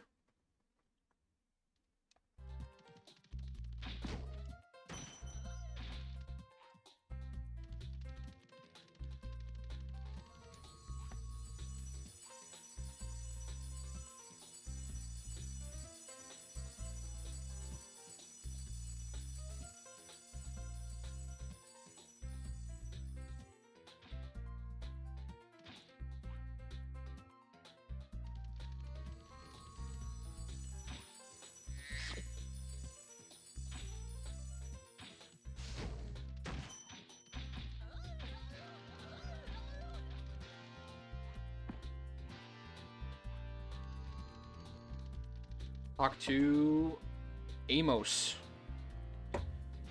Nice job of collecting so much stolen treasure, Spyro, but beware.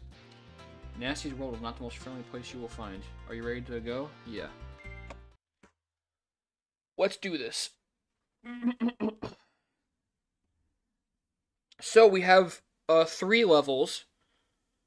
Well, 2 levels. 2 levels, a boss fight, and then a flight bonus level, but we'll get to that later.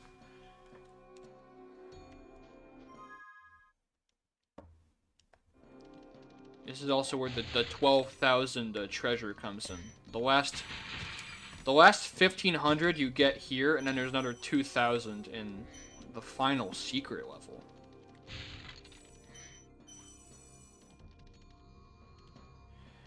And I should say, this is actually the only level in the game where you can't get everything on your first visit. That is, I think I did make the mistake of saying that you can in every level. This is not the case with Nork Nexus. Unless you like do like weird out of bounds shit, which I think you can do to break into these dragon heads with a rat proxy or something. Through normal means, you cannot get all the gems on your first try in this level because they're all locked away in these giant dragon heads. Which kind of doesn't make sense. Why would there be dragon heads when Nork clearly has, you know, beef with the dragons? Why do you make statues of them? Heads. It's kind of weird.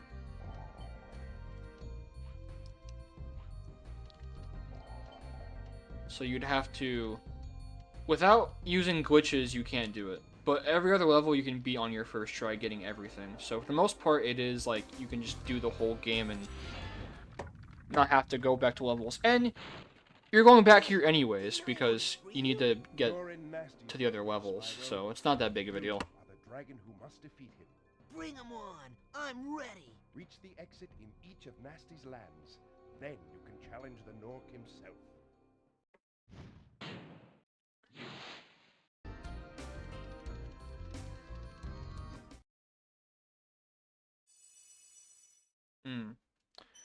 Feels much more comfortable now that I have my hands resting on not my desk.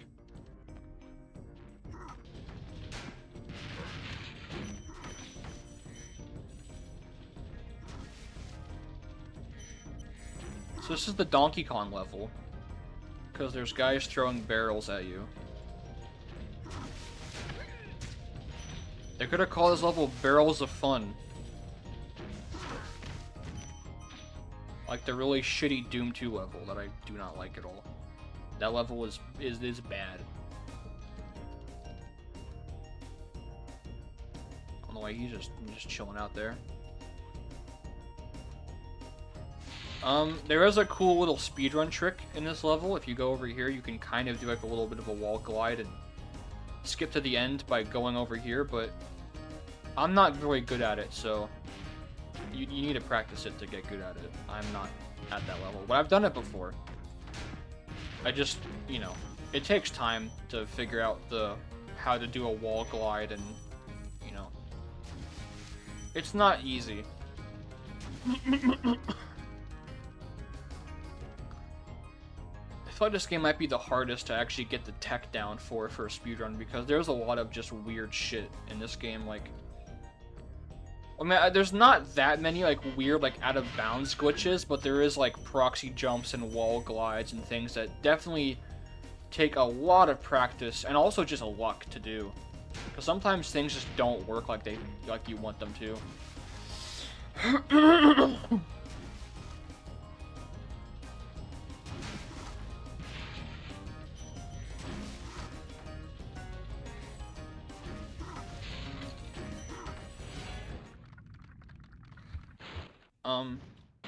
I'm gonna be more quiet, I think, because this is the end of the game, and there's really not a whole lot to say right now. So I'm just gonna be kind of just hanging out playing the game, and again, I gotta rest my voice.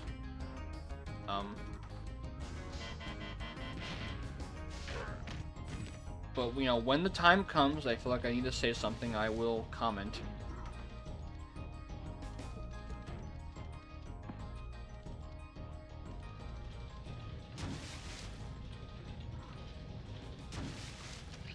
Oh. Oh. No.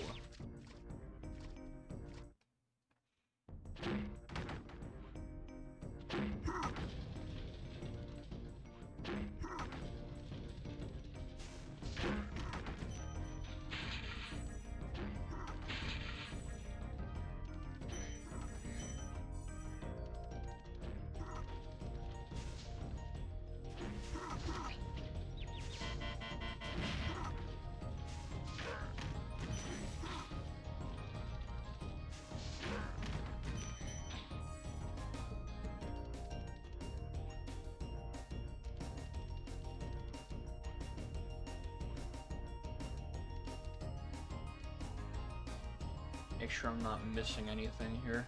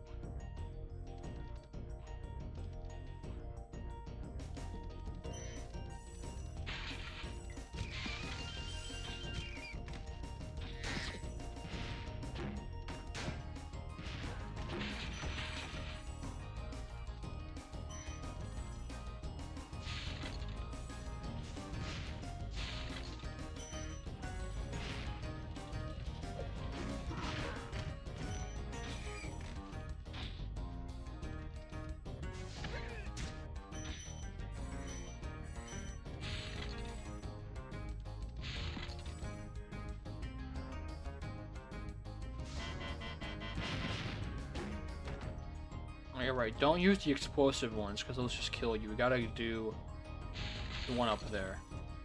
That's right.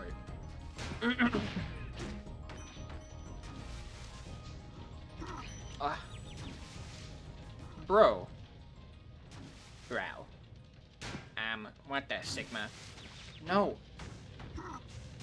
Hit the guy. Jeez. I need rats. Actually, I can't go back and get the rats.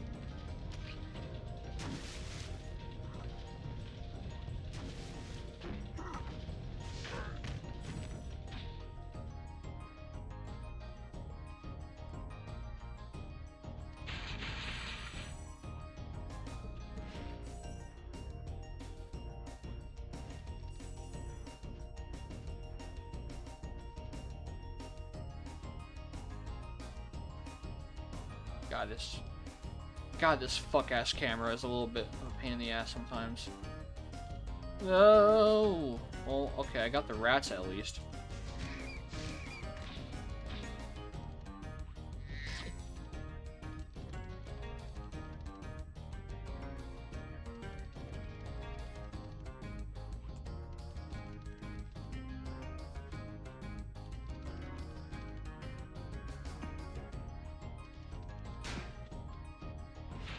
There we go, that's how you do it.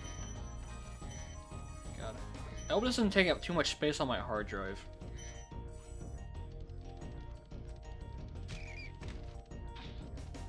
Is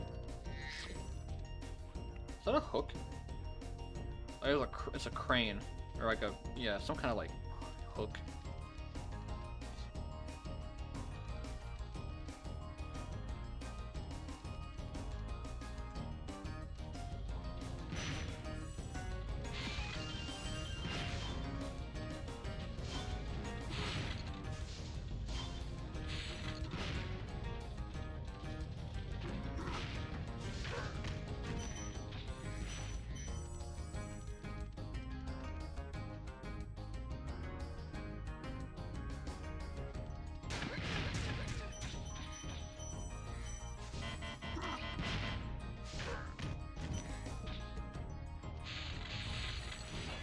Oh wait, this is the quote. Wow, I never thought I'd be rescued, especially by such a little dragon. What I mean is, I always believed in you, Spyro. You gotta believe. See, reference. That was a reference. The fucking little mischievous laugh after he does it too. You gotta believe.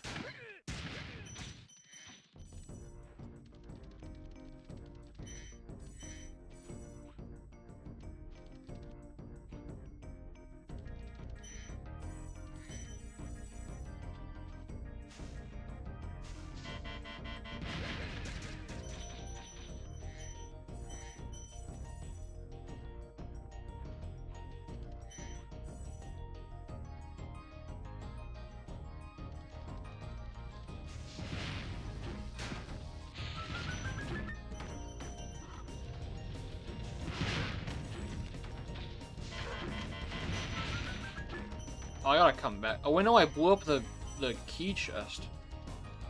I didn't even mean to do that, but I was... Alright, well, I don't need the key, I guess. Because I just blew it up. Yeah.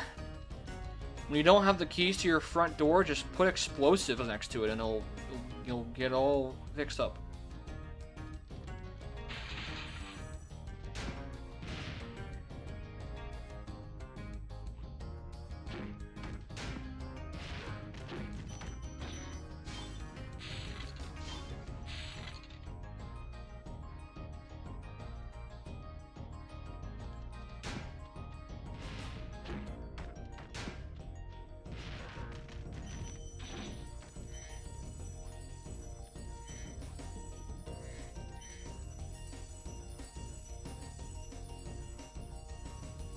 Not gonna go home just yet. We need to... That's the thing. To actually beat the levels, you do need to use the return home horn. you have to use the return home portals for it to actually count as finishing the level. You can't just exit them to the menu, or else the portal to the next level won't open. So you have to, you know. You gotta actually leave the normal intended way.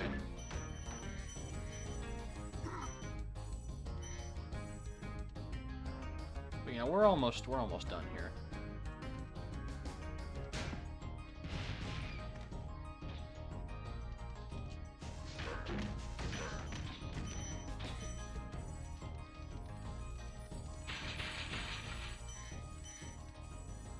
I think that's it then, right? Yeah, that's it. Yeah, these levels generally are much shorter than the ones previously.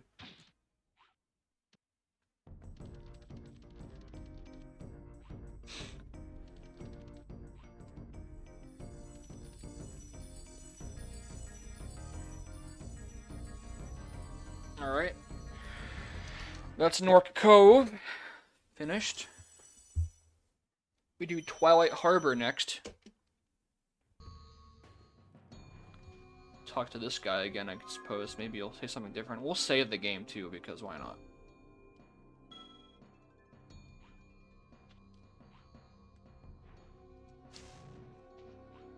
Well, I'd like to.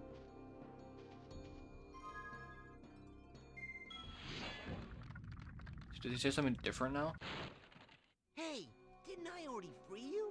You're in Nasty's world now, Spyro, and you are the dragon who must defeat him. Bring him on. I'm ready. Reach the exit in each of Okay, it just says the same thing. Okay. Twilight Harbor. Got some more gems here, so there you go. Got a bit more gems. So, this level was interesting because it has, well, you'll see. This time, the Norks are not fucking around. Because they have guns. And I do want to talk about this a little bit because I think it's so fucking lame in Reignited Trilogy. They use paintball guns in that one, and it's so shitty. It's so...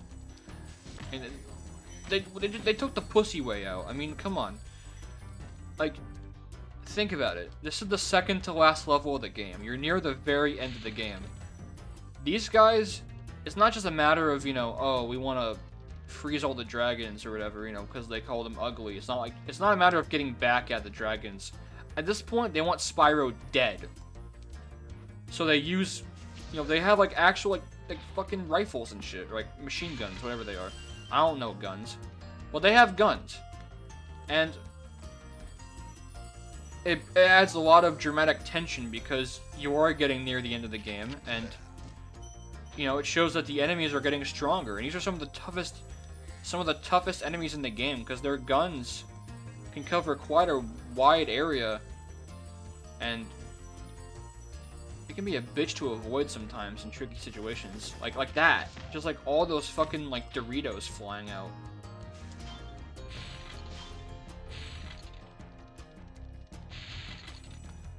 Like, making it paintball guns just comes up as really silly. Like, all the dramatic tension is gone. It's not serious. I mean, Spyro's not really meant to be serious, but like, at the same time, it just makes Nork so much, you know, or Nasty Nork, so much less threatening. And it just becomes like, you know, come on, like, where's the badass guns? Where's the grenades? Come on, it's supposed to be the end of the game. At least make it a little bit serious. But anyways, this piece of music is actually one of my favorite songs in the game. I love this track. This one goes hard. Thank you for releasing me. Yeah, we had to get one of those. Oops.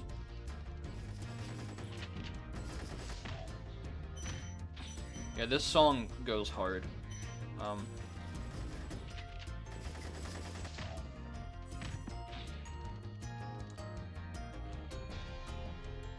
I heard the sound of a 1-up somewhere. I think it's must be above, I think.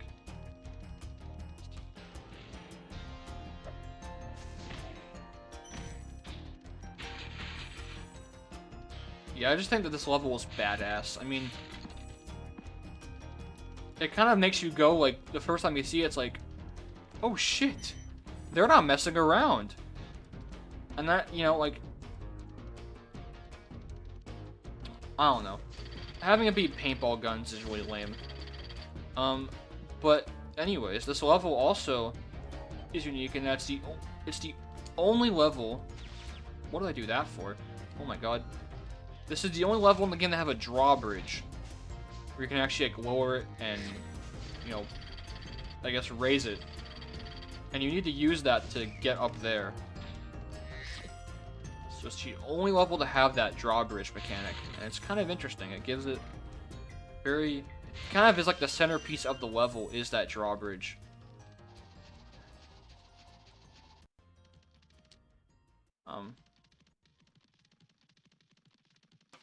We'll save this guy.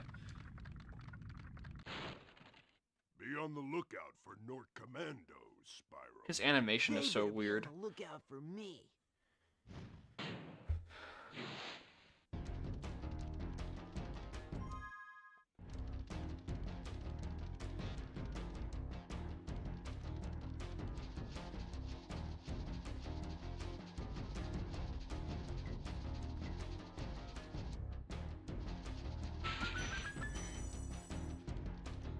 Okay.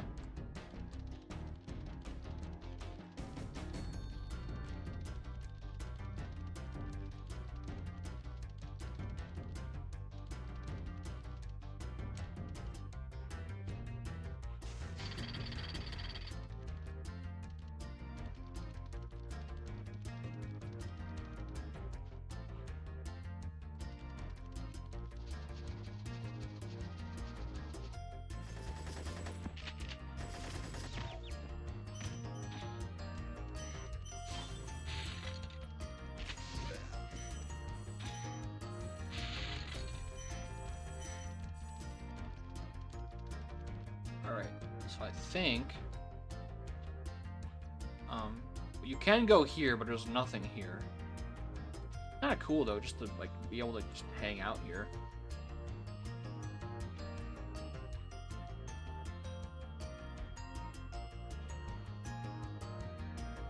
What you want to actually do,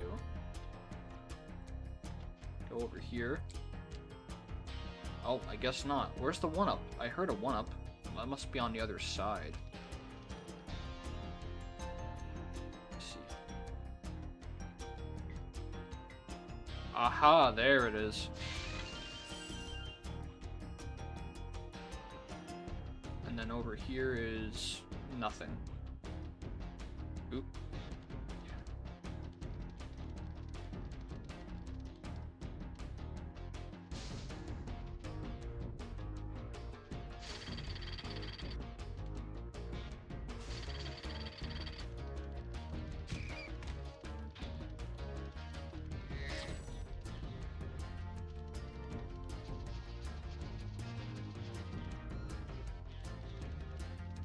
Huh? Why did my supercharge die out?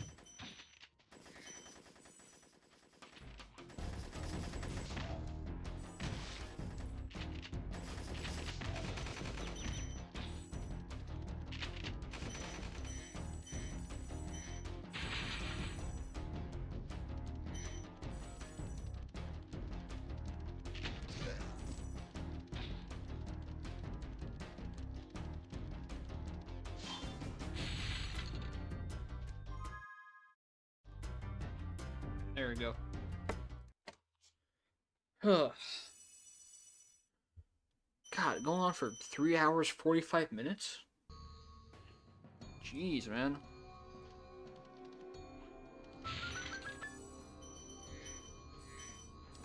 Is that, that's all the gems. Okay, cool. So there's 500 gems left, and they're all in Nasty's level.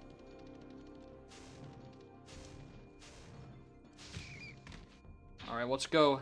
This is the final boss of the game. And, well, he's kind of a pushover, let's be real here. This is kind of a lame final boss.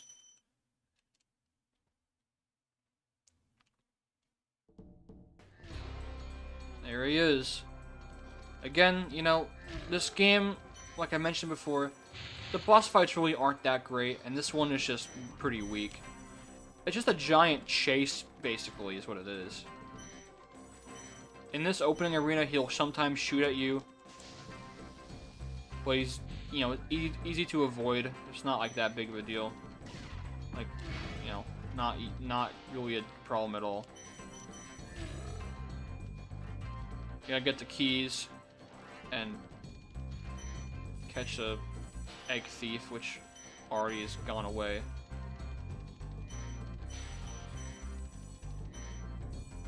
And these guys can be a pain in the ass to get, but like I should have easily got that, but I didn't. There we go.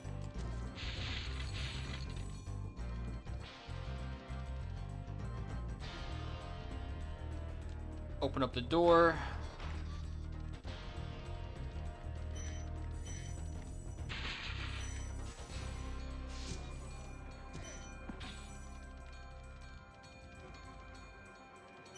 It's just, yeah, chasing stuff around, and if you're not super good at it, you'll have to repeat these hallways over and over again, and it's just kind of a lame final boss in general. Just lame. Lame, lame, lame.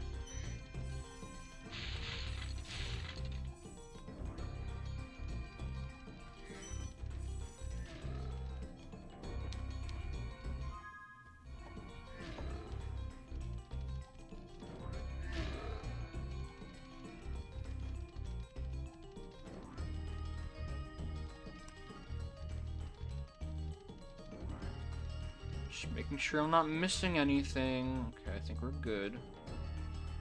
I guess if I find out, I'll find out.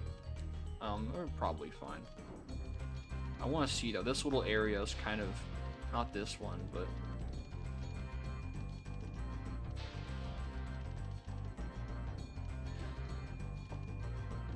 I mean, this little area over here is kind of like. It's a little bit strange. Just having this.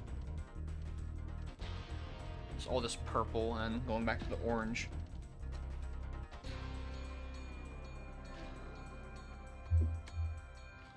Okay. So the classic trick is just to go over there and fly. But I'm gonna get all the gems too.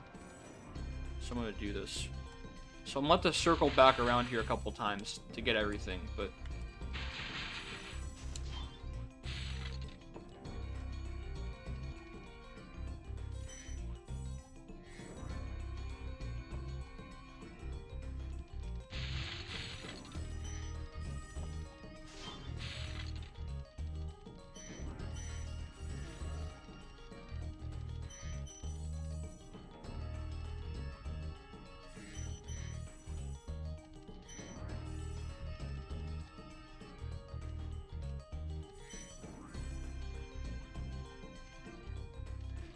He'll just stand there and wait too, and then when you catch him, he'll run away.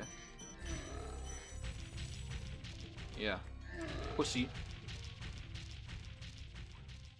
Now we go over here and do this. And we're right on his ass.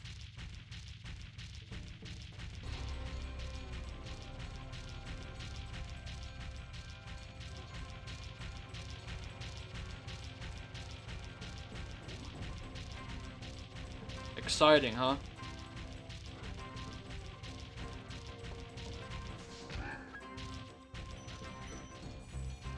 Now we have the final platforms, and this part does get a little bit intense because they're shrinking and you gotta really be quick on your feet.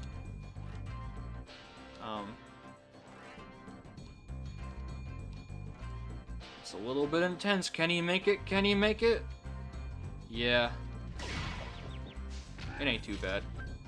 You're toast, Mork. And that's it. Sorry I took so long. I kind of forgot about you. What about Ganasty Gnork? Nasty Nork is toast. So now there's order again in the Dragon Kingdom? Well, mostly. I've still got some treasure to pick up. What will you do next? I'd say the sky's the limit. I just love how they have like they just have like microphones and shit, like modern tech in this like medieval fantasy world. He's doing a television interview. Well, I'd say the sky's the limit. So there you go. There's that amazing, you know, end credits theme that I love so much. They use it in all 3 games. It's beautiful. It's beautiful. But yeah, that's Spyro. We beat the game. Still a masterpiece. I still love this game. It's one of the best 3D platformers of all time. Just one of the best PS1 games of all time. Just fuck it. One of the best games of all time. This game is fucking perfect. I mean, except Nasty Nork was kind of a shitty final boss, but still, the game is so. Like, I remember these levels. I remember all of them. They're all so iconic. Like that archway and the Peacekeepers level and the purple ooze. Cliff Town. What a great level of Cliff Town. Just, I could go on and on. This game's amazing. I can't skip the credits, so we're just gonna let it play out. But I'm gonna take the time to eat. Hey, there he is, Stuart Copeland. Take the time to eat this chocolate bar, and I'll turn my mic off for this because I know it's like eating noises.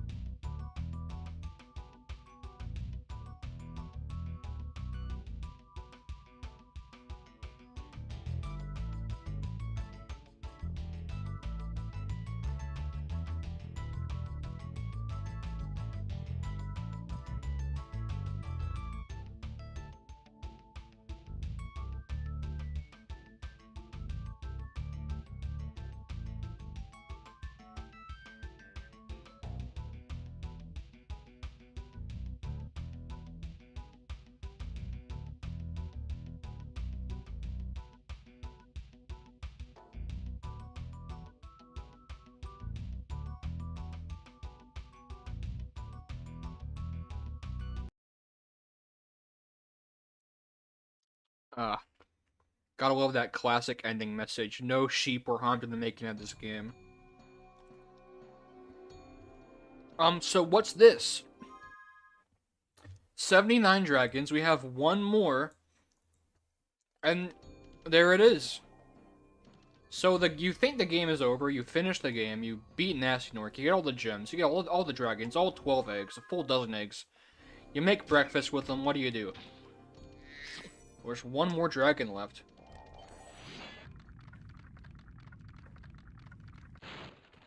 Nasty's ancient history now. So, what's in there? I believe this is Nasty's treasure hoard. But the gate will not open until you have found everything in the Dragon Kingdom. Come back when you have reached 100%. Hey. 80 dragons. 12,000 treasure. There it is. 100%. Yeah! You get a secret bonus level for getting 100%. You get Nasty's loot, which is all of Nasty's treasure that he's stolen. Let's see, does he say anything different now? Now that it's open? Nasty's ancient history now. So, What's in there? I believe this is Nasty's treasure You can hoard. very clearly see what's in The there gate now, will not Spyro. open until you have found everything in the Dragon Kingdom. Come back when you have reached 100%.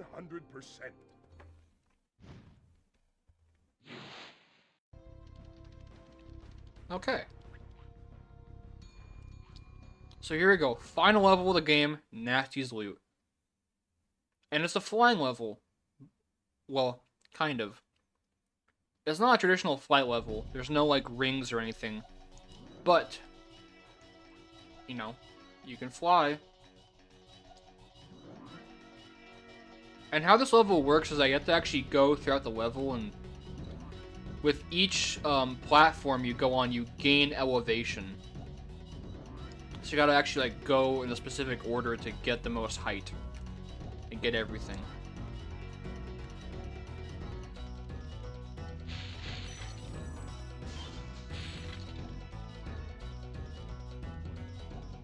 And I will say, this is actually a really cool final level. I mean, as a bonus level, this is a great reward. I mean, getting all this treasure, having just a full new level is awesome in any game. Like, getting a full level, that's a great reward for any game once you get all the stuff in it.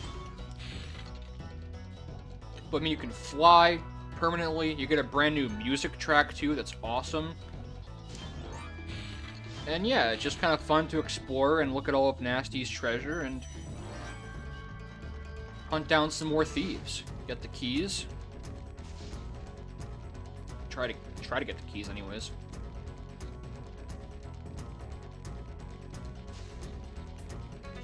The thieves are particularly dickish in this level, so...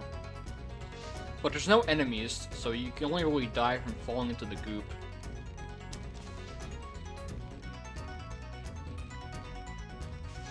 So don't fall. Good lord, this guy's a pain in the ass.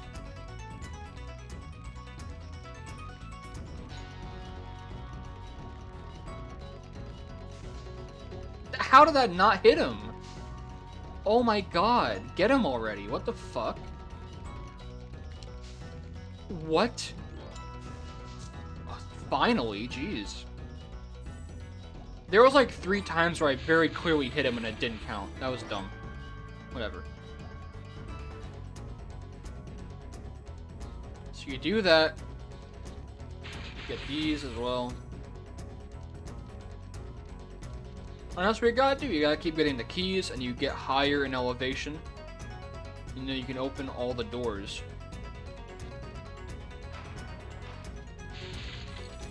Now we're higher up in elevation, going up the stairs.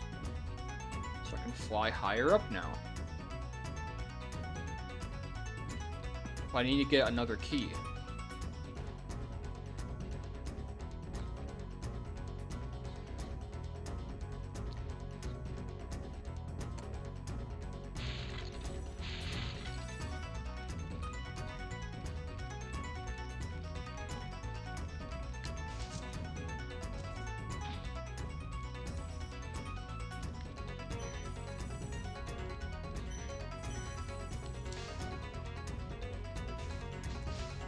I love the keyboards on this song so much. The like little keyboard solo is so good.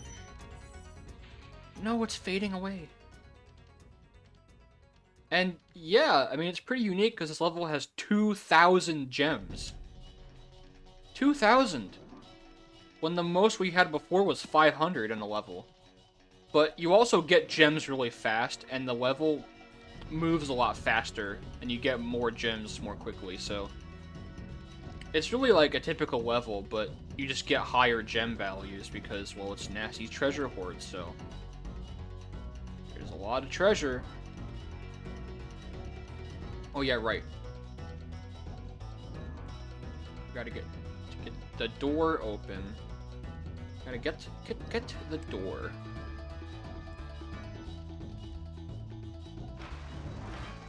Oh, there's that bastard in the plane. Those plane guys are a real pain in the dick to get. Pain in the ass dick. And that's your next target, is that plane guy. And also hit these two. Well. Try to.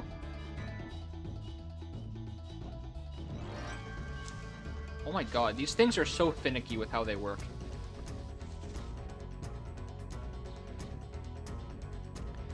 Yeah, there's the exit, but we can't go there just yet.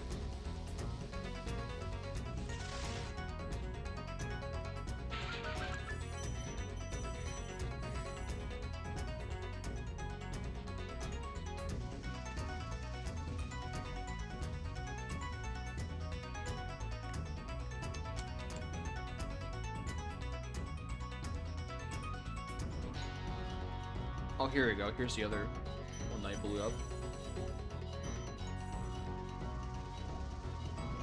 How do these fucks learn to control a plane? Or ride a plane, whatever.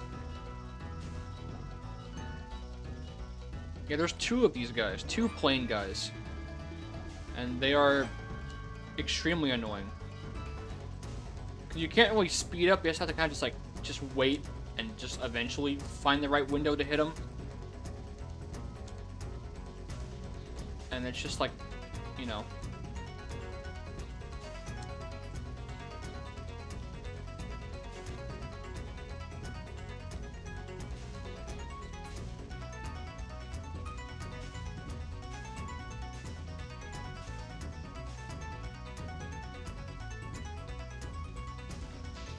Oh, I got him, finally.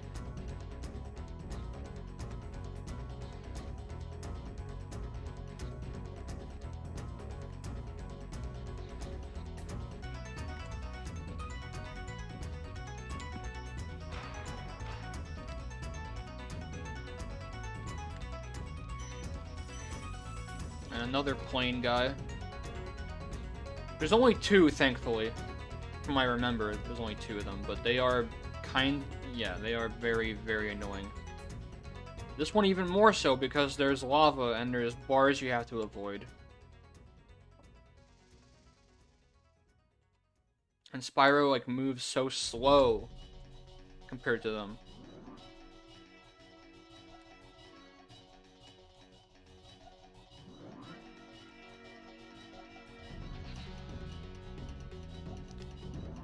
I just want to say, hurry up, Spyro. Jeez.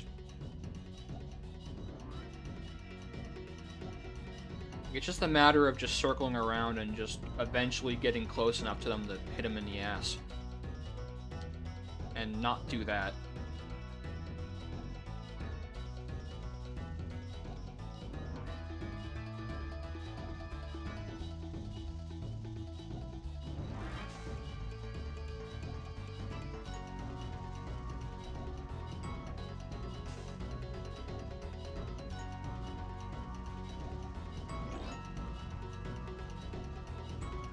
When he stops going up, you know that you're close. When he just stops, when he just avoids the little resting platform on top, you know you're getting close, but even still, it's like, good lord.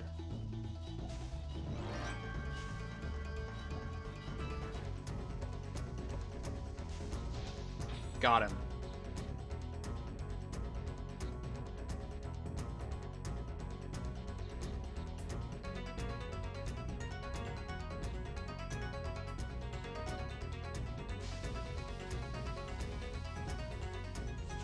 Another firework somewhere? Oh yeah, here it is.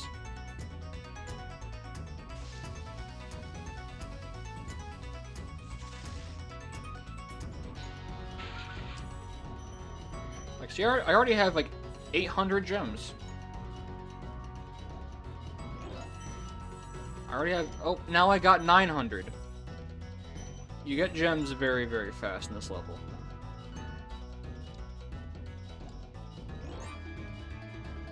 There's that. Where's the next key door to open?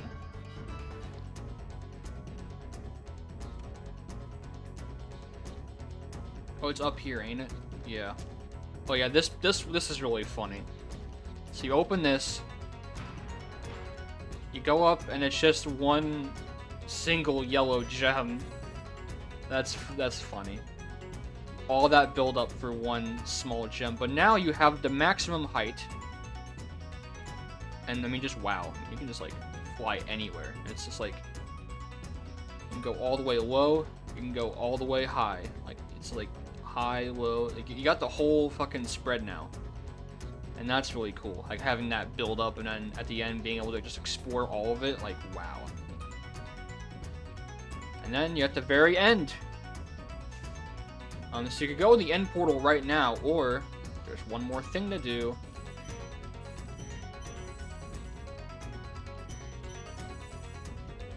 Oh yeah. And I find this very funny. I think this is the only time in the entire series where you actually see the pre-rendered like graphics within the game and not just in the packaging. So it's very, very surreal seeing this, like seeing an actual pre-rendered character here. But yeah, there's the big ugly fuck himself. And we're taking all of his treasure. It's mine now, bitch. Oh, hell yeah. That is so satisfying. All those, yes, all the gems, all the gems. What a great final level, genuinely. Like, as a 100% reward bonus, that's a great reward for getting everything. That's a really good final level.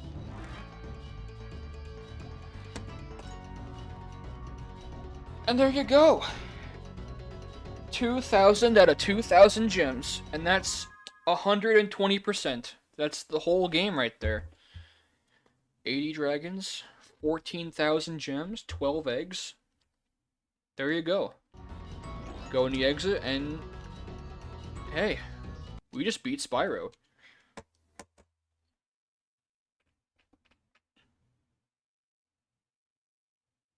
Spyro the Dragon, you've defeated Ganasty Gnorc, collected the dragon eggs, saved all the dragons, and recovered every bit of treasure in the Dragon Kingdom. How do you feel? I feel fired up, Bob. And I'm happy for the Dragon World, of course. I certainly wouldn't want to spend the rest of my Dragon days butting heads with Nasty Gnorc and his weird minions. What's a minion? Never mind. You know what they say. For every good battle, you need a good adversary. And I felt that Nasty, in spite of his misguided nature, was a worthy opponent. Uh-oh. Here we go again. Uh-oh. Minions. Good thing that we didn't continue with that discussion. We don't need to talk about minions right now. And now you can actually see the end credits again, but we see more of the later levels, which is really neat. So you see the later... You see the POV shots of these later, more darker levels, which is pretty cool. And yeah, the Spyro with the sunglasses. That's awesome. You get the sunglasses Spyro. So yeah. I mean, what can I say? This game is just a masterpiece. It really is. I gotta finish this chocolate here. I'm gonna celebrate with a chocolate bar. Why not?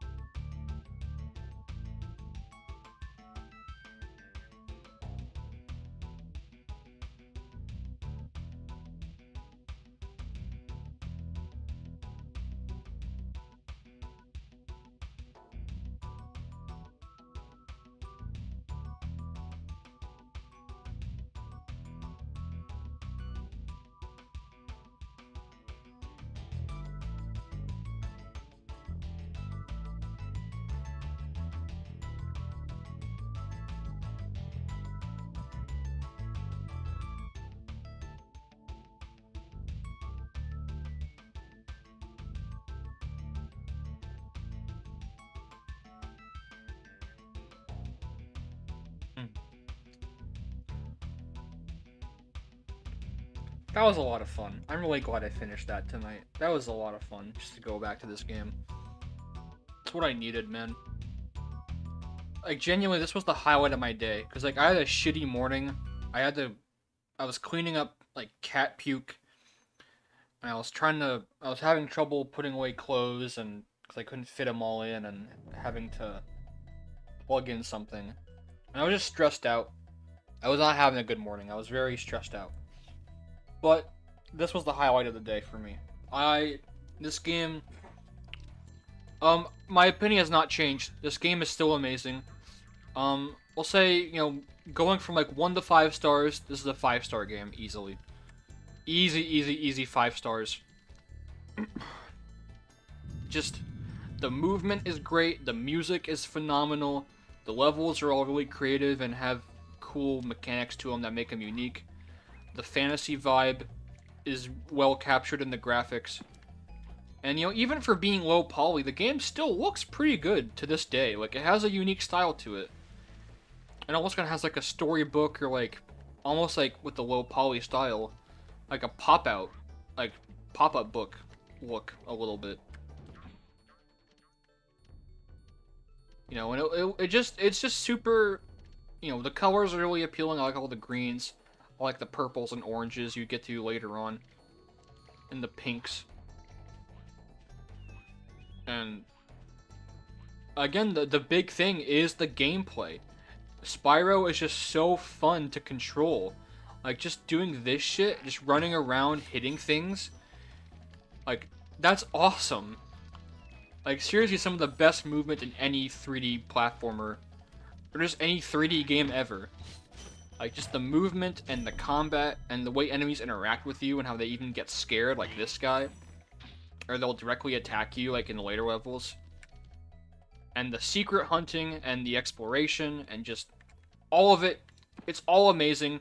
Even with some of the weaker levels and Nasty Nork being kind of a lame boss fight. Which he really is a lame boss fight. This game, it's a masterpiece. What can I say? It's one of the best games just ever. It really is. I love this game. I'll probably gush about it more when I do the 30th anniversary stream, so, stay tuned for that, I guess. You'll hear more about it later.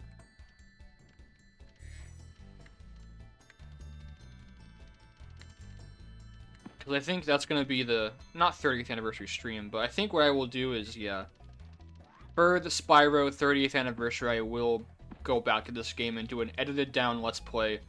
Where I will actually be more analytical and go in depth with each level and kind of talk about what makes each one work and what maybe, the few flaws the game has, which really there are just only a few flaws. Like, the boss fights are kind of weak. And the flight levels aren't that great. I'm not a huge fan of the flight levels, but they're still fun. And there's still some good variety in them. It's, it's a little bit buggy, too. All the Spyro games are buggy. There's glitches in all of them, but it kind of adds to the charm. They're not really that bad to where, like, the game breaks. I mean, I did just fall through the floor in one level, but it wasn't like, it was a one-time thing. Yeah, I could go on and on. This game, it's amazing. But, well, let's save before we quit. And yeah, it goes full circle. You start back at Artisans, and you can do the whole game again if you want.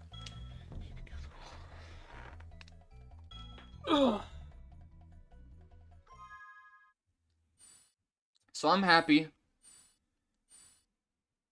I'm very happy. God, I love this game. This game is, it just...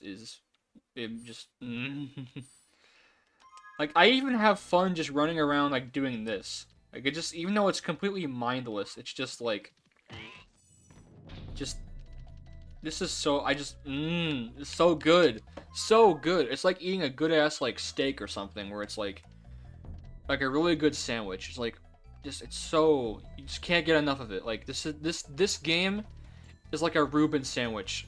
That makes no sense, but they're both amazing. This game's amazing.